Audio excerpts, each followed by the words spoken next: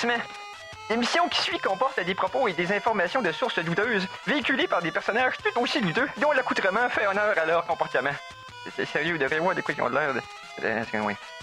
si vous êtes malencontreusement offensé par un ou plusieurs propos des geeks et contre-attaques, ce serait un peu comme se choquer après un bébé chien avec les gens encore collés qui vient vomir sur votre soulier. C'est cute, un bébé chien. En direct des entrailles de CKRL, voici les geeks contre-attaque!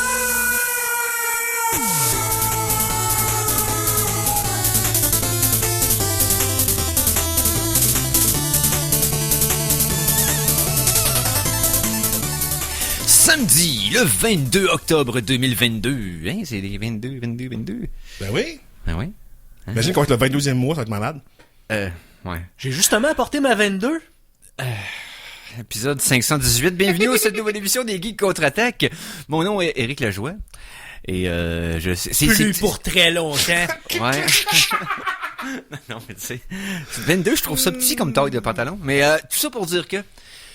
Bienvenue à cette nouvelle émission des Geeks contre-attaque qui, à part est-ce que ça vient d'être, est aussi un magazine d'actualité geek de tout acabit, dans le fond, Internet, cinéma, télé, jeux vidéo, etc.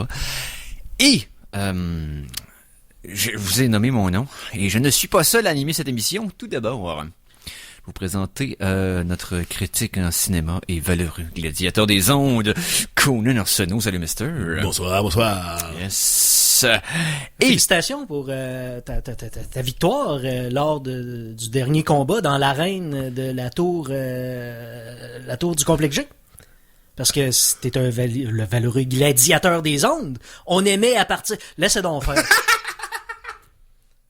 I think I get it, man. Wow, Mikey. Je t'aime tellement. Je l'ai pas présenté encore, là. Ce qui s'en vient, pas mieux, là. Ok, donc, à la mise en onde, le légendaire Mikey G. Non, ça sera pas mieux, ça va vraiment pas bien, mon affaire. J'ai vraiment un problème avec les femmes, ces temps-ci. Je sais pas pourquoi, j'ai demandé à mon téléphone, Siri, c'est quoi mon problème avec les femmes? Répondu, espèce de moron, mon nom est Alexa. Oh. Pour apprécier les meilleures sources d'informations, vous devez vous exposer au pire. Voici la Geektualité. Bon, ben le pire a déjà été exposé, là. Ah. Quand t'appelles ton assistant domestique par le mauvais prénom, hein? Oui, Il y a pas une vidéo de ça? Comme quelqu'un qui demande à Siri ou Alexa par l'autre nom, puis elle répond comme I don't know, why don't you ask the other? Voilà, c'est ça. J'ai-tu rêvé à ça, moi, cette affaire? Non, mais c'est... Ouais. Non. En tout cas, Ça se peut qu'il y ait un sketch internet là-dessus. Là. Ah, mais Si on y a pensé, je suis d'autres y sûr ont qu'il y a un pensé. sketch, mais ma question c'était-tu legit, dans le sens, ils ont-tu vraiment programmé ça dans les Ah, ça voix? serait drôle. Ça serait très drôle. Ben oui, mais on a juste à l'essayer en hors d'onde. Ouais, mais Hein? j'en ai pas, moi, d'assistant domestique à maison. Là. Ah non, mais non. Oui, non, mais le téléphone. Ouais, mais... C'est vrai qu'à Microsoft, le Google, c'est... Moi, il est off, turné off. Ouais, moi jamais... Non, On essaiera sert tantôt, pas je de suis ça. d'accord. OK. Mais ouais. Mais là, on parle d'assistant domestique. Hey, ça, c'est des first world problems. Là. Oui. Avez-vous été... Peut-être Conan est allé dans le métavers. Ah oui, j'y suis allé. T'es allé dans le métavers? Ça dépend lequel, parce qu'il y en a plein. Ben là, il y en a un métavers. Non, c'est ça, il y en a pas un. Il y en a 75 000. Il y en a 75 000. C'est comme, il y a pas un métavers, comme, mettons, Meta, ça serait peut-être le plus gros, mais il y a plein de métavers différents, c'est comme la compagnie Ok. peut faire son propre métavers si elle veut. Ok, t'es-tu allé dans Horizon World? C'est un peu comme non. les crypto-monnaies. Là. Un peu. Ah, Mais ouais. non, Horizon World, non, ça me dit rien, non. Ah, ben, il y a peut-être une raison à ça. Ça, c'est le petit bébé de Zuckerberg. Ok, c'est le métavers de Ok, c'est Zuzu. Méta, dans le fond? Ouais, C'est c'est le ça. méta de métavers. Le métavers, vert. Puis, rendu au mois de mai, le 3 mai dernier, il y avait pas, c'est pas un investissement, c'est une perte de 3 milliards. Perdu 3 milliards là-dedans. Nice. Comment... OK. Oui, vas-y. Comment tu perds 3 milliards? Parce qu'il avait installé une grosse machine à gamble. Une grosse machine à slot, puis il a mis 1 milliard x 3. Parce que je comprends l'investissement de la quête. Mettons que tu as des employés que tu payes pour maintenir ça. Tu l'installes en place, mais là, pendant qu'il roule, là, comment tu perds 3 milliards? Moi, ça doit être juste comme il y a personne qui vient générer Il des paye, ouais, ça. rien. Ça veut dire qu'il paye 3 milliards de salaire trimestre. Ben, écoute. Non, mais mais c'est pas juste ça. Ça Non, doit non. tous les coûts, genre, de, tu sais, de tout au complet, là, comme. Non, plus mais que les tu peux salaires, pas- là. Les serveurs, puis C'est ça. les Non, mais infrastructures. oui, mais puis- Mais ça doit être. qu'est-ce qui coûte des milliards de maintenance? Je suis sûr que ça doit être plus cher qu'on pense, mais. Bon, oui, mais jamais. Est-ce que vous avez vu d'ailleurs la nouvelle itération des avatars que Zuckerberg a présenté fièrement? Parce que- Maintenant, avec jambes, non? Exactement. La vidéo de l'avatar qui arrive en marchant, c'est tellement drôle parce que évidemment ça a l'air normal, là, c'est pas son cycle walk est pas ridicule ou rien, mais c'est juste que tu sais, il arrive derrière un mur puis comme hey salut c'est moi Mark Zuckerberg. Puis là, il fallait qu'on s'énerve parce qu'il y avait des jambes là, tu sais, c'était un peu ça le but de qui arrive sur le côté en marchant comme hey, salut tout le monde. Wow. Mais, Wow. c'est ça. Pourquoi les pertes? Parce que tout le monde s'en va de là. Il reste à peu près 38 personnes dans ce métavers-là. Ouais, non, mais C'est vrai, là. Puis, il y avait des objectifs, OK? À la fin de cette année, je vous rappelle qu'il reste 2 mois à l'année, pour objectif d'obtenir 500 000 utilisateurs actifs à la fin. Mais tout le monde qui y va un mois, il reste pas parce que il y a pas de monde, parce que c'est poche, parce qu'il y a pas de monde, parce que c'est poche. non, oui, mais qu'est-ce que vous faites là? Je comprends pas l'attrait. Je comprends pas. Tu sais, en tout cas. L'attrait, c'est de devenir un peu plus immersé dans le monde informatique tel qu'on le connaît, de rajouter une couche. Donc, de naviguer sur Internet, mais en VR Sur Internet. Tu sais. Tu navigues pendant que t'es sur Internet, sur Non, Internet, encore plus. nécessairement, c'est plus clunky que ça l'est si tu prends l'interface normale. Incroyable. Il y a pas de gain. Encore. En ce moment, non. C'est ça. Mais t'investis pas des centaines de milliards dans quelque chose qui a pas de gain maintenant. Mais non, mais il y a une vision. Peut-être puis, un, tu sais, deux. Il Pas faut, des- il faut, Non, il faut non. défricher, mais là, il y a Non. défriché, il a mal, tu sais, Non. il a défriché trop tôt. Ça va avoir le temps de repousser C'est un avant mot. que ça marche. Je tu sais. suis peut-être, ok. J'ai pas de... Je suis juste moi. OK? Mais moi, je me ferais pas convaincre par Zuckerberg puis les médias électroniques, là, que c'était pas un move de jambon. Non, mais. C'est une grosse, Moi, je pense que ce qu'il veut Ballon. faire, là, c'est un peu comme la Chine avec WeChat, Ouais. que c'est le all application. Tu peux vivre sur WeChat, tu fais tout sur WeChat. Tu vas Mais- payer tes taxes, tu vas, Ouais. tu vas travailler sur WeChat. Moi, je pense que ce qu'ils veulent, Ben, c'est une il espèce l'avait- de, Ouais. de place que tu All vas pouvoir encompassing, tout ouais. faire, tu sais. Passer ta journée avec ton VR d'en face. Exactement. Ce que Walmart a fait avec les centres d'achat et les épiceries, là, tu sais. Ouais, mais en Essayer même de- temps, tu sais, mais tu sais, là, en même temps, ça marche pas. Walmart, t'as pas des systèmes, t'as pas, genre, la police dans Walmart. Là, t'aurais tout, t'as tout, Ouais, t'as tout. mais... Tu peux vivre À 24 quoi sur bon? 24. Non, mais c'est ce que eux ils veulent, parce que, tu sais, you will own nothing and be happy. C'est comme peinturer une prison avec des belles couleurs, en espérant que le monde veuille y aller exprès. Mais c'est une prison Tu sais, que tu laisses la porte ouverte. C'est comme, Ah oui, c'est là, ça venez. porte- Ah oui, mais personne ne veut aller en prison, même si elle est belle, qu'il y a des couleurs, puis de la musique, puis des discos dedans. C'est une J'ai- prison. Pas tout choisi. C'est comme le disait un de mes viewers, Monsieur Benny, qui aussi, bon, on le salue, écoute l'émission. Il serait mieux de commencer, tu sais, ils ont fait 2 marches. Oui. Bon, il serait mieux de commencer par l'intégration dans la vie de tous les jours, dans toutes les sphères de la société, du AR, de C'est la vraiment réalité ça. Ben oui. augmentée. Ben oui. Après ça, dans 10 ans, tu sais, un coup qu'on va être tout intégré à ça, tu rajoutes une couche, tu rajoutes le VR intégré dans toutes les sphères de la... En Ben, fait, tu sais, il y avait un test facile à faire, là. Puis si c'était enlevé toute toute la crasse de buzzword qu'il y avait dans les oreilles puis dans les yeux, OK? Il aurait compris une chose. Tu regardes le monde qui joue au VR, t'as les stats. Depuis que PlayStation l'a sorti. Oui, le monde est intrigué par ça. Oui, la technologie est le fun, mais les sessions sont courtes parce que le monde, tu viens fatigué. Ah oui, non, c'est épuisant, ça a pas de C'est sens. épuisant. Tu peux pas, c'est pas viable comme méthode à long terme de dire je veux que le monde embarque là-dedans tout le temps. Non, le monde, c'est encore inconfortable d'être là-dedans. C'est, mais dans le meilleur des cas, c'est pas si, mettons, le casque Faut des Oculus sessions 2, de c'est pas minutes. si pire que ça, parce Ouais, qu'il est vraiment pas lourd, pis tu peux même, tu sais, facilement voir au travers, tout ça. Mais même à ça, c'est tellement pas Cérébralement, l'expérience ouais, non. majeure de la plupart du monde que, Non, puis cérébralement, c'est épuisant. oh oui, non, c'est Fait que tu sais- c'est demandant, ça, c'est sûr. Hey, ça. Blood Carnival, là, je pense que je fais encore des cauchemars de ça. Comment? Blood Carnival. Ah, ok, ouais, T'es dans une... Non, c'était, comment ça s'appelait? Carnival, tout cas, ouais. Tu m'as fait essayer C'est ça un que je jeu t'ai fait d'horreur essayer, en ouais, VR, ouais. puis mon déviargeage pas été... Non, mais c'est ça, c'est comme, c'est encore inconfortable, puis c'est encore quelque chose qu'on peut pas faire sur de longues périodes prolongées. Mais l'idée, c'est que la raison que les médias sociaux sont riches, à plus savoir quoi faire avec l'argent, là, c'est que le monde, sur un téléphone ou sur leur PC, peuvent y aller sur leur tablette, Seamless. dans le confort de ton foyer, seamless. Tu peux incorporer ça à tes activités.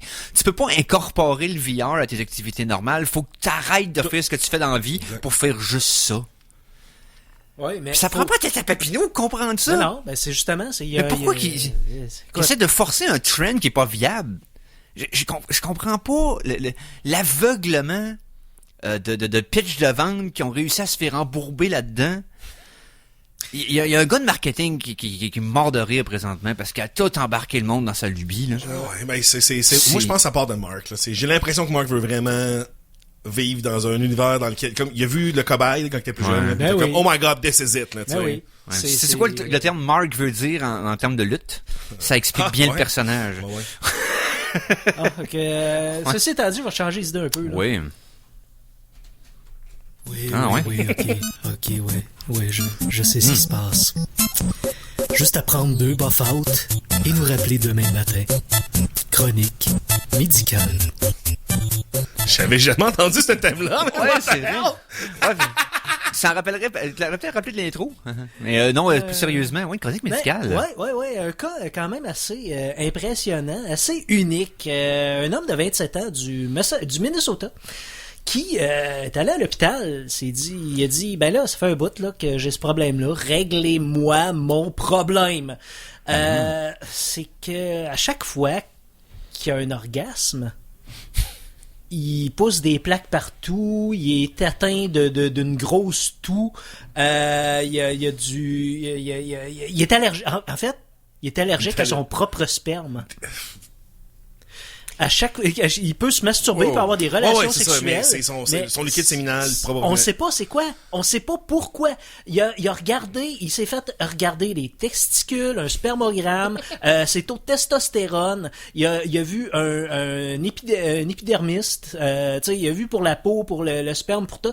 Ils savent pas. On sait pas c'est quoi. Mais le traitement est quand même adapté. Les cas sont vraiment rares. Mais dans tous les cas, ce qui peut atténuer les symptômes, et dans son cas, ça atténue les symptômes quand même de 90%, ben c'est une prise d'antihistaminique. Et dans son cas, c'est de la fexofénadine. Donc, là, il est traité avec ça. Ils savent pas d'où ça vient, mais c'est très rare et c'est totalement effroyable. On est dans le mois de l'Halloween, là. Ben voici mon histoire d'horreur. Non, mais, talk about des jeans qui sont pas pour la survie, là. C'est comme, oh boy. si demain il y a une génération complexe qui leur arrive, là. Moi, je te dis. Pendant ce temps-là, les biogénéticiens du Vatican sont comme, yes, on va contrôler la population. Aïe, Non, aïe. mais Mais Moi, pauvre gars, quand Ben même. oui, pauvre gars. Moi, je dirais, écoute, tu pensais à l'adoption? Parce que Non, c'est se faire du mal pour rien, là. Non, c'est sûr. Oui, suggérer une bonne paire de gants. Mais tout ça pour dire que on y va ça. On y va ça en musique parce que j'ai l'impression que les blagues qui vont nous venir à l'idée là nous aideront pas à rester en ondes longtemps. Venir à l'idée. Salut Jean-Sébastien Doré. Oui, nouveau. Oui.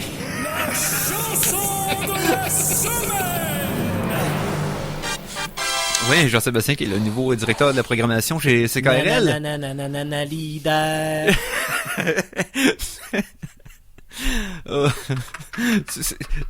Excusez, c'est pas nous autres, ça nous arrive plus que ce qu'on le provoque. C'est une nouvelle de la semaine, On a arrive. une condition. Non, c'est ça. On est allergique aux propos pertinents. Puis aux nouvelles traditionnelles. Donc, première chanson de la semaine, Overclock Remix. J'y retourne parce qu'on n'y avait pas été la semaine dernière. Et on retourne avec un des réarrangeurs de musique que j'apprécie fortement depuis quelques années. Michael Hudak, son 20e remix sur le site déjà. En très peu de temps, c'est énorme. Si vous regardez le ratio de remix qui sont postés par les plus prolifiques d'entre eux, je vous dirais que c'est quand même énorme pour 20. Michael Hudak, très expérimental dans son approche, as usual. On y va avec une pièce de Final Fantasy IV et c'est tout simplement le très populaire prélude de Final Fantasy, mais tu sais, la raison pour laquelle c'est le 4, c'est que c'est la première fois qu'ils rajoutaient la progression d'accords en background. Parce que les 3 premiers, les deux japonais puis celui qu'on a ici, c'était seulement l'arpège qui monte. Là. Mais il n'y avait pas les accords en background. Les accords sont arrivés la première fois dans Final Fantasy IV. Et la pièce... Exact. Ok. Et la pièce qui a décidé de... Sa version à lui s'appelle Rainbow Forms. On écoute ça au Geek Contre-Attaque. Et on vient d'entendre la pièce... je suis pas en train de chercher c'est quoi. Rainbow Forms de Michael Hudak, tiré du jeu Final Fantasy IV. Mais en fait, c'est bon, le prélude, la franchise complète de Final Fantasy. Et si vous avez aimé la pièce ou n'importe quel le style de Monsieur Hudak, vous pouvez aller chercher cette pièce-là ou tout autre de cet artiste, tout à fait gratuitement sur overclockremix.org. Quand les geeks contre-attaquent se mettent des trucs dans la bouche pour vous divertir, c'est rarement de bon goût. Chronique culinaire! Elle a failli être doublée en plus. J'ai failli apporter quelque chose moi aussi. Ah ouais. Mais finalement, c'était pas assez funky quand j'ai goûté pour Faire un potluck. J'espère que vous réalisez que ça fait longtemps, là. C'est la première chronique culinaire des Geeks Contre-Attaque depuis 2019. Ah ouais, il n'y a pas eu une... Ah non, on n'a pas eu depuis toute la pandémie, toutes les préenregistrements. Oui, puis c'était à l'automne. Puis je pense que c'est j'avoue. Simon qui avait amené un genre de boisson avec de l'écorce dedans, là. Hein, je me souviens pas de ça. Ouais, c'est comme mariné avec de l'écorce d'arbre, là. Puis ça goûtait le bois, là, c'était weird. Je me souviens pas de ça non plus, effectivement. Mais ça fait un bout, là. Ça fait vraiment... Non, c'est ça, ça fait... Ça fait 3 ans. Je t'ai envoyé un lien, Conan, pour que tu puisses nous décrire, Ouais. toi qui n'a pas l'objet Ouais. en ce moment, Ouais. ce qu'on s'apprête à déguster. Et pour les nouveaux fans, chronique culinaire ou Geek Contre-Attaque, c'est tout simple. On va goûter quelque chose de weird, qui est un peu nerd ou geek dans son origine, ou qui est complètement comme pas supposé, qui est comestible, mais qui est pas dans vos ingrédients de recettes habituelles. C'est ça. Exemple, on a déjà mangé du jerky de verre de terre. Ouais, ça, je m'en souviens, par exemple. Ça, c'est lui que je me souviens. On a failli faire mourir Eric parce qu'il est allergique au shellfish. Non, mais en fait, j'étais surpris par à quel point ça goûte exactement ce que je pensais. Ça goûtait la terre. Oh, oui. Le jerky c'est ça que ça goûte. C'est aucun doute que c'était vraiment le real deal qu'on a mangé. Ah, ok. Les barres de sauterelles, ça fait de même. Mais là, on va... Ça se peut qu'on ait mal aux dents, ça se peut que... Ah en tout oui. cas, ça- Je vais quand même expliquer le concept de où ça part, parce que ça part d'un affaire en particulier. C'est toi qui m'as... C'est moi qui t'en ai Oh, parlé ben après, oui, tu sais. c'est ta faute. Tout ça part d'un post sur 4chan, dans la catégorie lifting, donc tu sais les gens qui liftent. Évidemment, le monde de santé qui font du gros sport, qui veulent être big, cherche ce qu'on appelle les meilleurs macro-aliments. Donc les meilleurs rapports de vitamines, protéines par rapport à ce que tu manges. C'est pas par rapport à les grammes, Non, c'est par c'est rapport à efficacité. vraiment Le efficacité. plus de stock possible dans le moins de bouchées possible. C'est ça, exact. Parce que, tu sais, quand faut que tu brûles 15 000 calories à lever des grosses roches, tu sais, tu veux pas Faut que t'es manger, absorbes. tu sais, non, mais aussi, tu veux pas avoir à manger, des Faut affaires avoir en l'estomac, volume, c'est ça, tu exact. sais, Non, c'est ça. Donc, là, il y a un big brain dans le forum qui a fait, un moment donné, j'ai réalisé que, tu sais, on était des primates, tu sais. Fait que là, qu'est-ce que les primates mangent? Je suis allé voir les bouffes de zoo. Fait que là, le gars, il est allé voir les nourritures faites pour les primates dans les zoos et il s'est rendu compte que le ratio de macros était absolument incroyable. C'était OK. de loin les meilleurs rapports alimentaires pour le prix et au poids. Ok. C'était absolument... Fait que le gars dit, écoute, moi j'ai commencé à prendre ça, tu sais. Puis là, évidemment, il y a mis une photo de lui qui était comme super buff puis vraiment musclé parce que, tu sais, il était rendu... Parce qu'ils mangent la bouffe de macaque. Ben, c'est pas des macs, tu sais, c'est Non, primates, parce que c'est quand même... les grands singes. Ouais, c'est ça, Ouais. parce que c'est pas Les tous les gorilles. singes qui mangent... Mais c'est ça, c'est pas juste les gorilles. Lui, il a pris de la bouffe de gorilles, je pense, mais en tout cas, c'est ça. Big apes. C'est comme du manger à poisson ou du manger à chien, mais là, du manger à gorille. À gorilles, tu sais, puis que sommes-nous, sauf des gorilles. Et parce que tout ça part du... Il y a aussi un autre mouvement sur Internet qui c'est Return to Monkey. Là. Donc, si on peut revenir à notre forme primale, on va être plus heureux. Donc, peut-être que ça recherche du bonheur, hein, pour ce gars dans le fond. Ben oui. Donc, j'en ai parlé à Mikey, parce que je me dis, Mikey, c'est le genre de gars qui va essayer ça, parce que, tu sais, ayant vécu un mois sur le Soylent... Une semaine. Une semaine, oui. C'était pas un mois? Non, non, une Je pense semaine. que c'était un mois. D'après, c'était un mois. J'arrête pas de dire c'est un mois, tout le monde. Un mois, il Je- serait viré fou. je- Mais je- une semaine. Une semaine, Mais quand même. c'est quand même... Il n'y a rien mâché pendant une semaine. Pense ça. à ça, là. C'est ça. Exact. Il en rêvait à la nuit qu'il mâchait des trucs. Mais je suis sûr que t'aurais pu te faire cuire t'aurais pu faire des petits pains de Soylent. Ah, j'aurais pu être créatif, mais moi, bah. Ah, puis s'il y a une chose que c'était pas comme goût, c'était pas créatif. Ça C'est donne très pas le goût d'être boring. créatif. Non, Non, effectivement, c'est c'était ça. très, très beige. Ouais, c'était... Donc, ouais. j'ai soumis l'idée à Mikey d'acheter de la bouffe à singe. Et Mikey s'est empressé de me dire, oui, absolument, c'est une très bonne idée, je vais Fait le qu'étant faire. donné que c'est de ta faute, Conan, tu vas commencer. Certainement. Fait que là, Fait que t'as... OK. j'ai des belles croquettes de singe. La compagnie, c'est Lab Chow. C'est du Purina High Pro Monkey Chow. Donc, c'est pour les singes hautement professionnels seulement. Oh, merde. On voit que, tu sais, ça ressemble à des briquettes de barbecue. Comme c'est très Ouais. poreux. À l'odeur, ça sent quand même la bouffe de mon chat. Ouais. Mais pas fort. Juste un peu. Ouais. Pas jumbo. Parce que la Ouais, bouffe à c'est chat, pas, ça sent... c'est pas très agressif. Non, hein, c'est ça. Parce que la bouffe à chat, ça sent vraiment Ouais, ça fort, sent pas bon. très bon. Tu sais, là, je suis en train de regarder les ingrédients.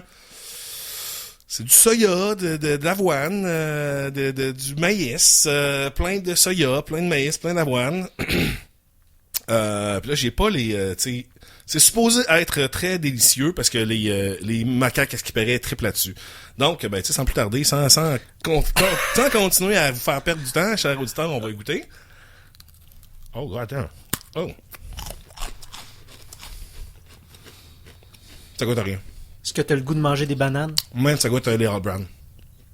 Littéralement, ça goûte les All Brand. C'est choquant comment ça goûte à rien. Ah ouais? Mais là, donne-moi ça. Honnêtement. Quelqu'un qui a pas d'odorat qui... Ça goûte. Le niveau de force de goût, ça goûte moins fort que ça sent encore. Ça goûte pas vraiment ce que ça sent. OK. C'est vraiment comme des All Brand, mais en plus gros. Honnêtement, je pensais être choqué bien plus que ça, les boys. Honnêtement. J'adore la consistance. C'est quoi le... T'as-tu l'information nutritionnelle là-dessus? Laisse-moi vérifier. Alors, j'ai les bénéfices, j'ai les apports nutritionnels, analyse. Parce que... On dirait quelque chose qu'on achète dans les rangées vertes à l'épicerie. Hein. Oh, mais honnêtement, ça pourrait être un petit snack, tu sais, un petit snack de vegan. Un snack grano. Ouais, c'est ça. Mais protéines, 25%. Gras, 5%. Fibres, 6,5%. Ah, il y a un petit peu de cendre.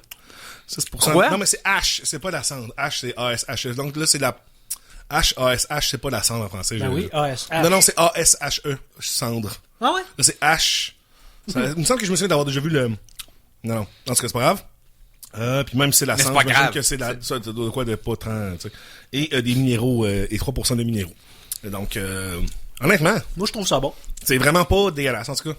Je pensais qu'il allait avoir un goût vraiment désagréable. Ça goûte les céréales au son. De tous Ouais, les ouais. trucs qu'on a goûté au geek, c'est pas celui le plus repoussant. Là. Vraiment Loin, pas. là, tu sais, c'est comme... C'est assez mineur. Mais tu sais, c'est comme... Tu sais, mettons, tu mets du sel, tu l'assaisonnes un peu, tu mets du sel, un petit peu barbecue, whatever, ça doit être, honnêtement, bien correct.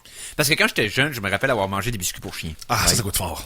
Les biscuits en bon, les bons, Ouais, les les- mille bons. Ouais, ouais. Puis il y a comme 3-4 sortes. OK? Puis là, le chien du voisin, il y en avait 2-3 sortes. Puis il y en avait un que j'avais pris un bout. Ouais. Puis il était sucré. OK. Parce qu'il y en a un, c'était comme son dessert au travers Ben des oui. autres salés. J'ai fait comme je pensais qu'il goûtait tout ça, puis j'en ai pris un. J'en ai piqué un full, là, le beige, là, le même, là, celui qui est sa Ouais, boîte. ouais. Ah, ça, c'est pas bon. Et non, j'avais quoi, 4 ou 5 ans. Je me rappelle clairement ce que ça goûtait, puis que j'allais plus. Ma décision était ferme à 5 ans, j'allais plus jamais en manger. Tu le savais à partir de là. Oh, oui, c'était clair. C'était- Mais honnêtement, tu Ça, sais... c'est comme. Mais c'est vrai que ça ressemble à des All Brand, la texture, là. Ouais, c'est ça, quand tu le croques dedans, c'est vraiment, comme vraiment dense, céréales dense au son, là. Tu sais, moi, je dirais que la bouffe animale que j'ai le plus aimé dans ma vie, c'est quand je faisais de l'équitation, il y avait des trucs, des petites palettes faites de... C'était au miel, puis la petite herbe qui pousse dans des... qui vendent à l'épicerie, là, comme on dirait, comme des pousses, là. Genre... De la luzerne. Ouais, exact, c'était miel et luzerne. Et ça, j'en mangeais, là. Tu sais, j'allais dans la plage, je me dans le sac, je me pognais des bouchées. C'était vraiment sucré. Puis, tu sais... Pour ceux qui se le demandent, là, je vais finir le petit plat c'est ça. Je suis en train de le finir. Je trouve ça super bon. C'est Full protéine. surprenant, vraiment honnête. 25% de protéines, là, c'est beaucoup pour le poids, là. Une chance que je trouve ça bon. Je m'en suis acheté un sac de 25 livres. Quoi? 25 livres? Mais tu peux pas 25 acheter, livres. tu peux pas acheter moins que ça non plus, tu sais. Non, c'est ça. Mais c'est juste que c'est de laboratoire, ils achètent pas ça en petit sac, là, de C'est- chantier. Tu vas faire avec 25 livres de bouffe de gorille. Ben du workout. Man, tu vas être swole, man, à la fin de ça, je te jure, man. Tu manges juste ça, puis tu fais des push-ups, mon homme, tu vas être fucking huge. Hey, je suis content du retour des chroniques culinaires au Geek. On va essayer des trucs weird dans les prochains mois, c'est sûr. Pendant qu'on... je vais aller rincer ça avec de l'eau pareil. L'arrière-goût est comme ordinaire. Là, Ben, tu sais, c'est un petit goût sèche en bouche. Ça laisse un petit peu de minéraux, là, comme, tu sais, on sent qu'on sur nos dents un petit peu de crunchy. là. De cendre. Ouais, de ça cendre. ouais. Ouais, on va aller rincer ça avec de l'eau. On fait une petite pause de 3 minutes. On revient tout de suite après avec ma chronique hebdomadaire de cette année. Là, donc 007 de retour après cette pause.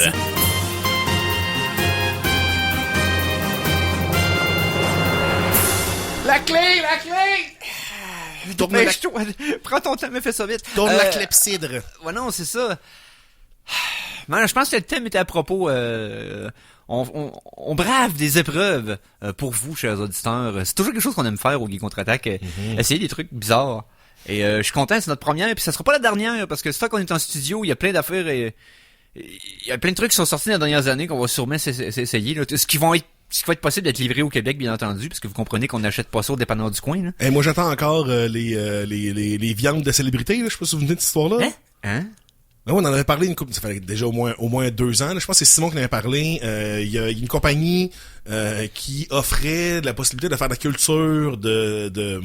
la culture de tissu musculaire humain. Genre de l'épaule de Beyoncé. Là. Exactement. Mais là, tu sais, c'est ça qu'il y avait comme une liste de comme non, on veut telle vedette pour vendre ça au monde.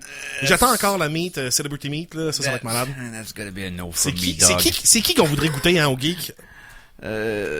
Passons à la prochaine chronique. Donc, ouais, Mikey, s'il te plaît. Je veux pas, non. Ça va être... Martini, shaken, not stirred.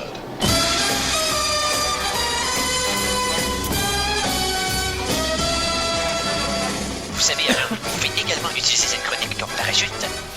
Chronique? De quelle chronique on parle? 007. Chronique 007.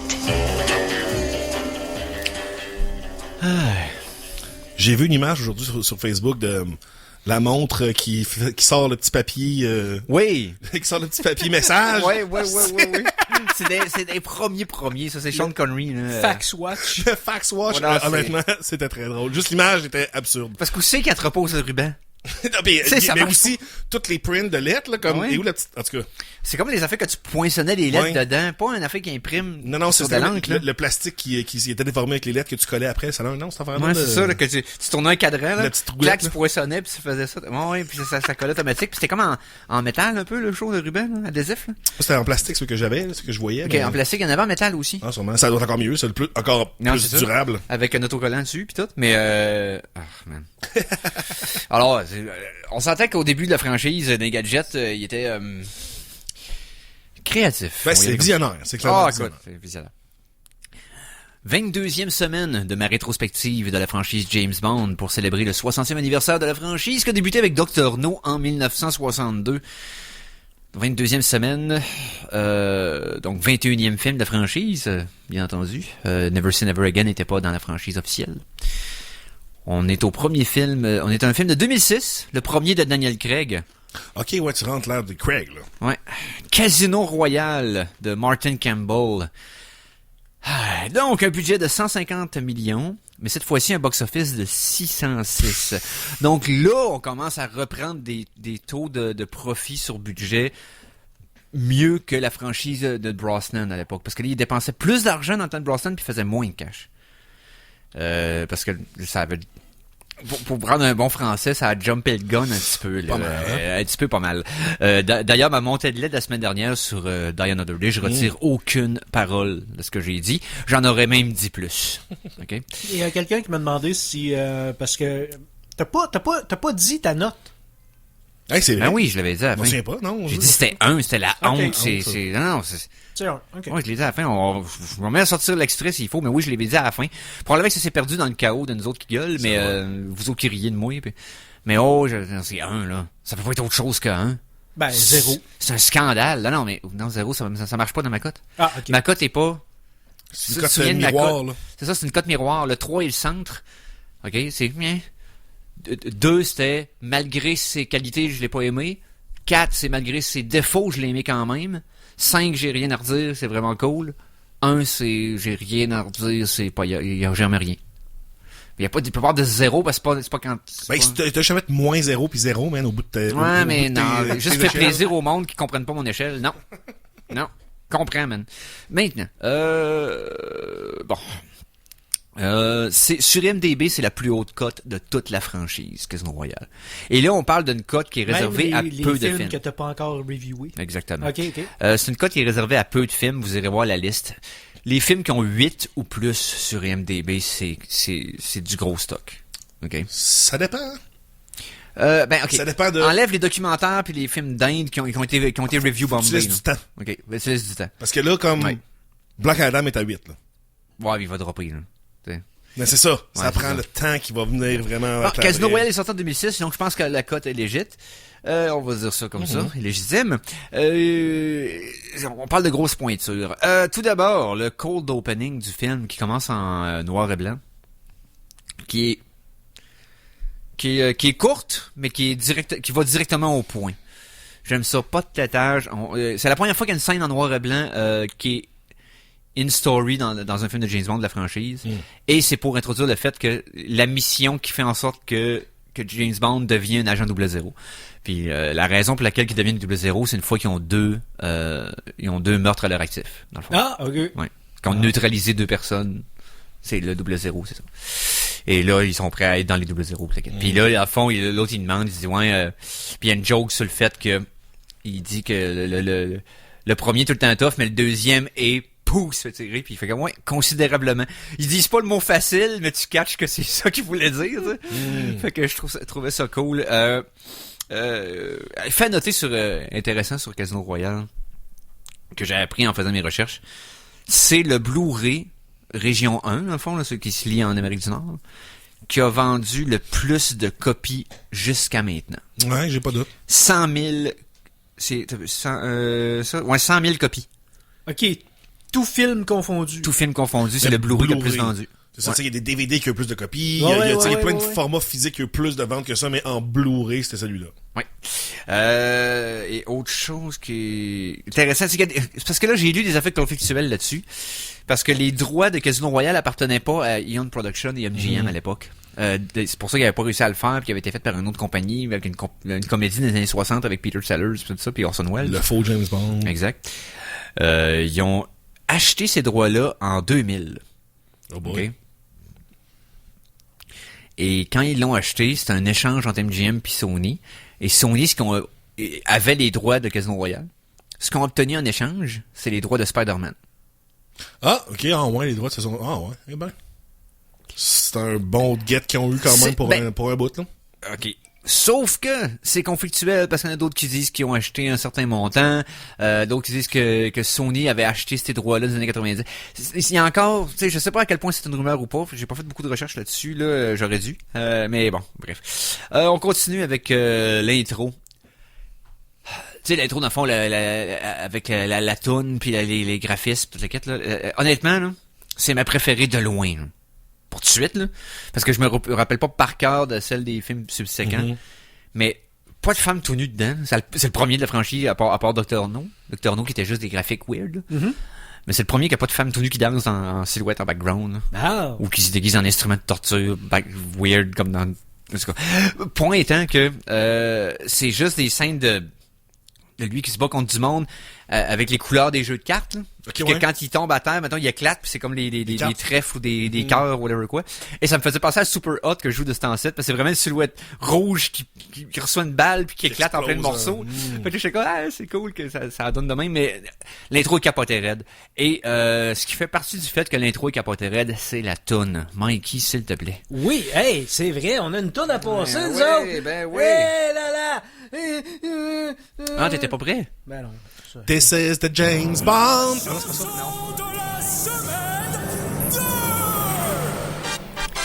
Chanson de la semaine numéro 2 du film Casino Royale en 2006.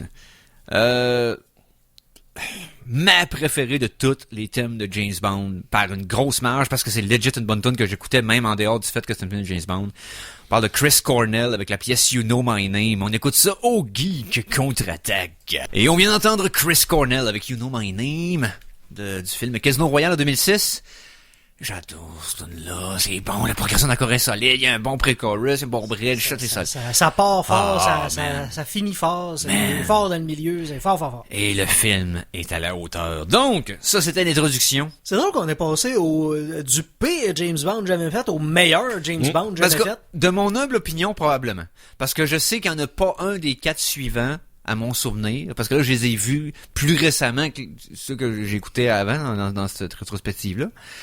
Je vous dirais que il y en a pas un que j'ai aimé plus que Casino Royale, mais Skyfall était proche.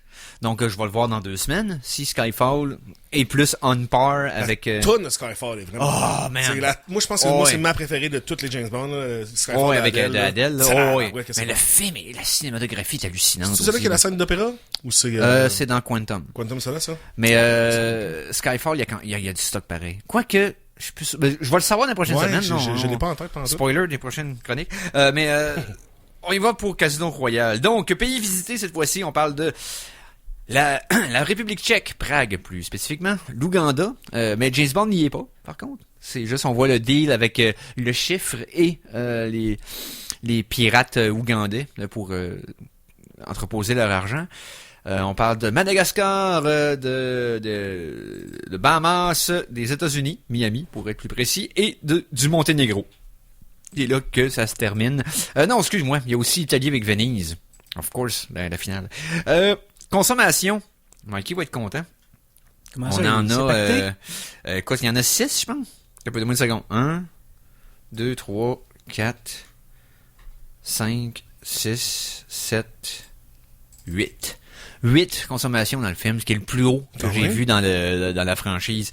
Il commence avec un genre de gros rhum soda, dans le fond, un rum and coke, pour ensuite y aller avec du vin et du whisky en train, pour ensuite arriver avec le Vesper Martini. C'est le drink qu'il invente sur le coup pour narguer le chiffre à la table de poker. Parce que il voit qu'il est agacé que le monde perde du temps à quelque chose. Parce qu'il est impatient que la game finisse. Puis il invente un drink random, puis tout le monde à la table décide d'en prendre un. Puis il sait pas quel nom il donner, puis il l'appelle le Vesper parce qu'il essaie de la creuser puis qu'elle veut rien savoir de lui à ce moment-là dans la scène. Et c'est un mélange de vodka et de gin. Ce qui est pas banal comme mélange. Tu mélanges les 2 alcools de base de ton martini. Je veux dire, c'est comme c'est trois mesures de gin, 1 mesure de vodka. Avec du vermouth maintenant, mais qui était du Kinnet Lily avant, qui est une boisson qui n'existe plus, là, mais qui a un peu le même effet que le vermouth, qui va assommer un peu la force du goût de l'alcool. Donc, ça rentre plus facilement. C'est quasiment dangereux quand tu prends de l'alcool très fort ou c'est qu'elle a pas de kick, là. Au papier gustatif. Là, il veut saouler Vesper, là. C'est ça son but. Ben, je sais pas, il veut saouler le reste du monde à la table, parce que c'est un peu ça le but de la manœuvre. Là. Il arrive à saouler particulièrement le croupier. L'ingrédient qui me restait, c'est une plure de lime pour garniture. Mais ensuite, il ne faut pas juste ça. On est rendu aussi avec encore un whisky ou un rhum qu'il boit au moment où faut qu'il se nettoie la face après avoir tué 2 bandits. Pendant la pause d'1 heure du match, puis qu'il faut qu'il se nettoie pour retourner à la table comme si de rien n'était. Là. Ben, c'est ça. Fait que là, tu vas prendre un drink, puis s'en servir pour... en tout cas. Et aussi, un autre vodka martini à la table, ainsi qu'un autre Vesper Martini, mais cette fois-ci qui a été empoisonné. Et que là, qui fait arrêter son cœur de battre, puis qui se fait sauver par le défibrillateur dans son char. Il peut pas le faire juste mentalement, arrêter son cœur de battre, lui, comme... Ah, ok, ouais, non, il peut pas l'arrêter lui-même comme Pierce Brosnan dans le film d'avant. C'est ça, c'est Pierce qui fait ça avant. Tabarouette. Rappelle-moi pas ça. Cochonnerie. Les Bond Girls, il y en a 2 principalement dans celui-ci. On parle de Solange, qui est la femme de Alex Dimitrios, un des petits malfrats qui sert de lui pour monter à le chiffre, pour le trouver. C'est celui qui essaie d'organiser le fait qu'une avion, la plus grosse avion au monde, va être sabotée. Ce qui va faire en sorte que Ok, je vous explique vite dans le synopsis. Et, je vais t'expliquer avant qu'un avion, c'est masculin. Et la femme... ouais, je sais. Alex, dans le fond, Solange, c'est la femme. Il couche avec la femme du gars pour avoir l'information sur lui. Et Vesper Lynd, interprétée par Eva Green. Là, je vais le dire là. C'est la best Bond girl ever. Là. Elle a tout. Là. Elle a tout. Une bonne actrice, des bonnes lignes de dialogue, un rôle majeur dans le film, qui va même donner de l'impact dans les films subséquents, qui est en même temps vulnérable, en même temps badass pareil, parce que d'un côté, les deux, pas badass dans l'action, mais badass, dans la joute verbale qu'elle a avec James Bond, c'est la seule qui l'accote. Okay, Il est habitué de, dans le film, là, qu'il finit tout le temps par outwiter tout le monde, puis elle, il est on par, là. À chaque fois qu'il... Fait que c'est la seule qui a le dessus sur lui pendant une couple de reprises. Fait que... Il doit le trouver de son goût un peu. Non, puis Vesper Lynd, c'est pas une bimbo. Eva Green, c'est une belle femme pour vrai. C'est pas 1600 livres de matière plastique là, que tous ces implants vont survivre une guerre nucléaire. Là. À l'air d'une vraie madame, vraie. C'est ça. Fait que, bref, oui, c'est pas mal une de mes tops. Je ferais un genre de top 5 à la fin ou top 10 là, des best, mais elle est solide. Là. La best, là, selon moi, est même pas une bonne girl. Puis elle a 5 minutes à la fin dans le dernier. Pas à la fin. Elle a juste 5 minutes dans Time to Die. Ah oui. Ça aurait été elle, la meilleure de... Comme... C'est legit une bonne girl parce que quand même, elle a un rôle d'action avec James Bond. Là. Ouais, mais c'est pas dans... C'est pas elle la bonne girl du film. C'est ça, mais il y en a tout le temps plus qu'une. Ouais, donc, mais c'est pas elle. C'est pas la main Bond girl, mais c'est une Bond girl. C'est elle qui devrait être, selon moi, qui oui, Anna de Armas dans No Time to Die. Ah oui, j'ai hâte de le revoir d'ailleurs, là, pour ce bout-là. On continue les deux antagonistes. Le chiffre, qui est le main antagoniste, interprété par le rôle qu'il a mis sur la map en Amérique du Nord. Parce qu'il y avait déjà une carrière pareille, là. Il y avait la série Pusher au Danemark, qui était une série de films policiers qui était quand même très connue. Hannibal, t'as pas déjà commencé? Non, Hannibal, t'as pas. Non, c'est ben avant ça. On parle de 2006. Là. Hannibal, c'est... ouais. Mais, ouais, Mads Mikkelsen s'est fait connaître à nos yeux par le rôle du chiffre. Quel aura se dégage de cet acteur-là dans ce rôle-là. C'est le rôle qui, tu sais... Un rôle qui met quelqu'un sur la map, un peu comme Christoph Waltz avec Hans Landa dans Inglourious Bastard. Tu sais, genre, ou Alan Rickman dans Die Hard. Tu sais, le genre de rôle qu'on savait pas c'était qui avant, puis on va le mettre dans tous les films. Tu sais. Moi, personnellement, c'est Valhalla Rising. Là. Je suis aware de ce gars-là depuis Valhalla Rising. C'est comme, c'est le plus grand acteur du monde. Pourquoi il est pas dans les affaires? C'était avant? Valhalla Rising, c'est comme 2000... T'as pas le temps de regarder. C'est, ouais. Ouais, 2000... Ouais. Je le trouve pas dans cette affaire parce que je vais te dire la date. Oui, c'est ça. Mais bref. Gros rôle de Mads Mikkelsen. Beaucoup l'ont découvert par là. C'est malade. Ensuite, les handicaps, ben là, sont principalement portés par Mads Mikkelsen, du le chiffre. Donc, non, c'est un an après Valhalla Rising. Un an après. Bon, ouais, c'est ça. C'est ça. Et, on parle d'une cicatrice à l'œil. Le fait qu'il fait de l'asthme. Et qui, à cause de la cicatrice qu'il a à l'œil, il y a un problème dans les tubes, les canaux lacrymogènes. OK, il peut pas pleurer. Non, pas lacrymogène, lacrymal. Lacrymal, exactement. Et il pleure du sang au lieu des larmes, des fois. Puis, ce qui est drôle, c'est qu'il y a une réplique qui dit à la personne, avec quelqu'un qui joue aux cartes, quand il s'essuie le sang de l'œil, il lui dit, le saigner de l'œil, c'est juste un petit dérangement de mon tear duct, là, mon cher général. Rien de sinistre. Ce que je trouve drôle de cette réplique-là, c'est son œil gauche. Rien de sinistre. Sinistre vient de sénestre qui était gaucher. Et gaucher, c'était le côté du diable, right? Oui, dextre et sénestre. Donc, quelqu'un qui était ambidextre, il est droitier des deux mains. Sénestrogie, effectivement. Très, très nerd comme joke. Ouais. C'est le genre de joke que moi je trouve drôle. Mais que, bon, c'est ça. Et,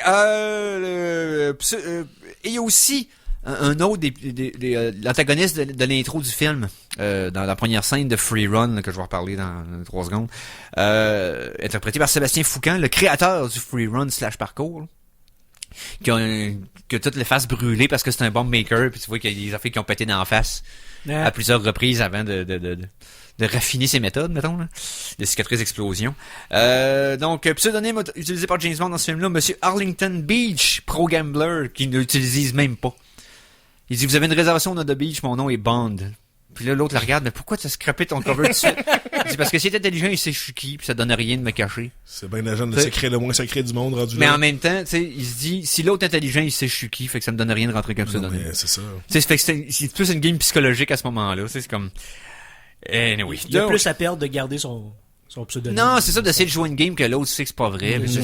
C'est un rapport de force à ce moment-là. Je le sais que tu le sais. What's next? C'est ça. Pas vraiment de gadget dans celui-là. complètement tourné down le côté cheesy. Très, très proche du matériel source qu'est le livre. Ben, il y a un gadget qui est très low-tech, c'est une corde avec un nœud. Quand ça, dans le film? Ben, la scène de torture. Oh, oui, c'est pas un gadget que Bond utilise. Non, Par contre, c'est c'est pas ça. M qui arrive avec ça dans une salle pleine de gadgets. Puis tu peux varrer la vie de famille quelqu'un avec ça. Je te présente les couilleurs. Voilà, c'est ça. Donc, bref résumé. Écoute, la scène de Free Run au départ est malade. Ce film-là est une série de scènes d'action badass dans des lieux badass que tu fais comme wow, on est là. Ça finit plus, mais je me rappelais pas à quel point c'était dense, le film. Il est 2h20, c'est un des plus longs de la franchise. Un petit peu moins long qu'au service secret de Sa Majesté. Mais t'es voué pas passer les 2h20. Ah non, parce que tu sais, la scène de parcours au début est capoté raide. Ils vont emmener, il suit un gars à l'exposition Body Worlds. Ok, tu te souviens l'expédition du gars qui a des cadavres là, dans l'expédition, là, qui enlève la peau. Ouais. Dans le film, il visite cette exposition-là, et c'est la première fois de la franchise qu'il y a des vrais cadavres dans le film. C'est assez rare au cinéma tout court. C'est rare on au voit cinéma des tout court. vrais corps morts. Il y a dans un les caméo, musées aussi. il y a un caméo weird de Richard Branson qu'on voit dans le film. Ok. Puis je l'ai remarqué. Il est dans un aéroport. Pour le monde, c'est pas c'est qui Richard Branson. Ouais, propriétaire de Virgin et toutes ses branches. En fond, c'est un je te dirais que c'est le prototype du milliardaire philanthrope là, avant qu'Elon Musk soit notre current one. Mais Richard Branson, c'est lui qui faisait de la montgolfière puis qui faisait plein de J'étais le premier dans l'espace. Je pense qu'il a battu tout le monde dans l'espace. Ouais, sa propre petite navette. Ouais, Virgin Air. Exact. Donc, Richard Branson qui il se fait surveiller à la sécurité toute la kit, là, puis tu le vois lever les bras, puis la kit, j'étais comme, c'est Richard Branson, ça. C'était comme weird parce que c'est comme juste une seconde et demie, mais c'est assez longtemps. Parce que Ouais. C'est peut-être lui il a payé pour être dans le film. Non, c'est ça. Il y a un stunt de fou pour un jump d'un trunk à l'autre que je me rappelais même pas, qui était capoté raide. La main Barn Girl, ça prend 58 minutes avant qu'elle arrive, puis tu t'emmerdes pas pendant ce temps-là. Le fait comme je disais, l'arrêt cardiaque pendant un game de poker, la chaîne de torture, le building qui collapse puis qu'il y a une scène d'action là-dedans, les double cross a pu finir. Honnêtement, c'était mon préféré, mais que je commence la rétrospective. À date, ça l'est encore. Ouais. Ça l'est encore, mais je vais quand même le réfléchir comme fois avant de faire mon ranking final. C'est un 5 pour moi.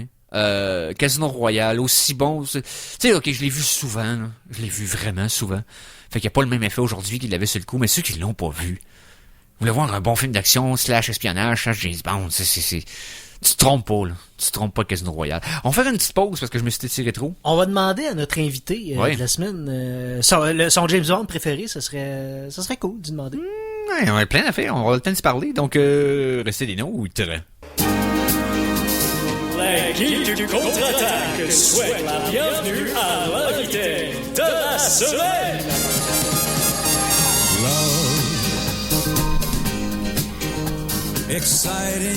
Et nous sommes de retour à cette émission des Geeks contre-attaque en ce samedi le 22 octobre 2022, épisode 519. Et comme vous avez pu l'entendre, c'est notre chronique invitée de la semaine. Ça faisait un bout qu'on n'avait pas eu un et on va la rejoindre par téléphone, cette technologie du dernier siècle. Donc, oui! Hey, je suis tellement content. On remonte, ok, on se connaît depuis un bout. Bon, je vais commencer par le présenter là pour qui arrive en nom. Carole Courchaine, bonjour. Hey, allô. Salut. Je me rappelle de toi de mes années de cégep / post-cégep à Rouyn-Noranda. Je crois qu'on s'est rencontrés lors de la première édition ever du festival du documentaire, si je me trompe pas. Non, tu te trompes. Bon, ça y est. Bon, ben, je viens de me faire out-geek, mais c'était dans le cadre du théâtre amateur à ce moment-là. Oui, on s'est rencontrés quand j'étais coordonnateur de la troupe de théâtre et puis que toi, tu jouais le rôle de je sais plus qui dans Les Voisins. Junior, ben oui. C'est ça. OK, puis oui. Puis là, ça me revient. Puis je me rappelle particulièrement d'une soirée enfumée et alcoolisée dans laquelle tu m'as présenté quelques courts-métrages que tu avais chez vous, dont une espèce de court-métrage italien qui a une sculpture qui revenait à la vie. Puis je trouvais ça vraiment pété. Là. On avait vraiment eu du fun cette soirée-là. oui, je faisais ça dans ce temps-là. Ouais. Bref, là, j'ai décidé de te contacter. T'as décidé de me contacter. Bref, on s'est contacté. Pas besoin de Claire Lamarche pour se retrouver. Via Facebook, parce que t'as sorti un livre. Oui, effectivement. Cette semaine, lancement à Rouen. C'était fantastique, oui. Ça s'appelle ça s'appelle Maudite Slush. C'est un récit, c'est un roman initiatique. Un jeune de 18 ans qui s'appelle Cécile, qui vit à Rouyn-Noranda en 1992. C'est une uchronie. Ça se passe 11 ans après l'indépendance du Québec. Donc, le Québec est une république démocratique. Là, je vois excusez, parce que là, tu t'as dit République démocratique. J'ai vu la face de Conan et d'Éric changer. Fait que je vais les laisser aller. C'est parce que on s'imagine ce qui serait arrivé dans le référendum de 81, bien entendu qu'on parle à ce moment-là. De 80, oui. 80, oui, excuse-moi. J'ai mêlé. Parce que j'avais 3 ans. Donne-moi une brique, là. Écoute, en 80, j'avais, eu 7 ans. Ah, ok, bon, c'est ça, là. Fait que, tu sais, c'est un peu loin dans ma tête, mais, de s'imaginer que ça aurait été une république suite à ça, c'est pas tant irréaliste. Effectivement. Ah non, mais ça pour vrai, là, je m'en contrebalance, hein, c'est moi Dieu, là, Ah non, c'est vrai. Toi, c'est comme ça que tu le vois, puis peu importe que ce soit comme que ce soit réaliste ou pas, ou tu sais, plausible, ça fait pas partie de ton processus de sélection. Ben non, mais ça reste très, très réaliste, en fait. C'est ça mon objectif. Je voulais pas faire... Ouais, en fait, c'est tout le côté indépendance du Québec là-dedans, là, moi, j'ai beaucoup plus vécu le référendum de 95, là. J'ai milité dans ce temps-là, puis j'étais très impliqué, puis je me souviens beaucoup de l'argumentation du non, qui était majoritairement de faire peur au monde, c'est que notre société s'écroulerait, si on passait, ça deviendrait le chaos, puis... Mais en fait, non, c'est ça. Dans le roman, il y a pas grand-chose qui a changé. La vie elle roule, puis tout le monde est dans ses mêmes petits problèmes. En fait, c'est ça. Mon personnage, il est dans ses problèmes personnels. Là. Il y a pas de... La souveraineté, c'est une toile de fond dans tout ça. Là. Non, exactement. C'est comme c'est arrivé depuis plus d'une décennie au moment que ça arrive dans l'histoire. Donc, oui, c'est ça. Fait que, tu sais, c'est pas le propos. Moi, ça me permettait de créer un univers, puis de me donner des coups des franges pour un tome 2, mettons. J'aurais une question parce qu'on sait que quand on fait une fiction, on se fait souvent dire faut écrire ce qu'on connaît. Ma question est à quel point, sûrement tu t'allais fait poser des millions de fois, là, mais à quel point le personnage principal te ressemble et à quel point t'as eu à un peu te faire... pas de faire violence, mais un peu, tu sais, ça prend du courage pour écrire sur soi, tu sais. Je voudrais que tu me parles un peu de ça. Il y a beaucoup d'autodérision. Hein. C'est pas moi le personnage, mais il me ressemble beaucoup dans sa façon de penser, mettons. Mais oui, j'ai beaucoup ri de moi. Tu sais, je suis un gars, je suis comique dans la vie. J'aime ça faire rire les filles là. C'est ça. Une fille, tu fais rire une fille, puis c'est quoi la suite là? Une fille qui rit est à moitié dans ton lit, film qui joue, il revient dans ton lit. Ça a plus ou moins marché pendant les premières années de ma vie. Ça marche pas mieux aujourd'hui. Mais le fait est que j'ai dû user d'autodérision à tour de bras. Fait que ça c'est drôle en fait, parce qu'en bout de ligne, ça a été une vraie analyse de faire ce travail-là. Et effectivement, comme tu disais tantôt, moi je me suis inspiré beaucoup de ma propre vie quand j'avais 18 ans puis que je travaillais de nuit dans un Tim Hortons. J'ai fait ça pendant 4 ans. Ça a été des années pas dures. En fait, tu sais, j'avais 18 ans, j'allais plus à l'école, j'avais aucun but dans la vie. Je suis de la génération X, moi là, fait qu'on avait no future puis tout ça. Fait que je me faisais pas trop d'idées. Mais ça, aujourd'hui, ça me nourrit puis ça m'a permis de revenir dans le Rouyn-Noranda de ces années-là. Ici, le monde a bien aimé ça. Puis en même temps, c'est un truc, c'est universel. C'est vraiment un jeune de 18 ans là, qui fait ses premières niaiseries, premières blondes, premières conneries, premiers amis, l'ouverture. Il rencontre à Rouen dans les années 90. Là, il y avait 6 personnes à la peau noire, j'imagine, pas plus. Là, environ, oui. Tu comprends? Fait que c'est une ville qui était quand même pas mal blanche, francophone, quoi qu'il y avait encore un peu d'anglais, là. Parce que Rouyn-Noranda, c'est une ville dans les années 50 qui était, je pense que c'était la deuxième ville la plus multiculturelle, le cosmopolite au Québec puis au Canada, là. Il y avait des gens de toutes les... c'est ça, pour la nature même du fait que il attirait les travailleurs de partout, là, il y avait besoin de monde. Oui, absolument. C'était hétéroclite comme population. Mm-hmm. Mais c'est pas mal moi, puis je me suis inspiré de beaucoup de mes amis de l'époque. Il y a des aventures qui me sont arrivées à moi pour vrai. Il y en a que j'ai seulement été témoin.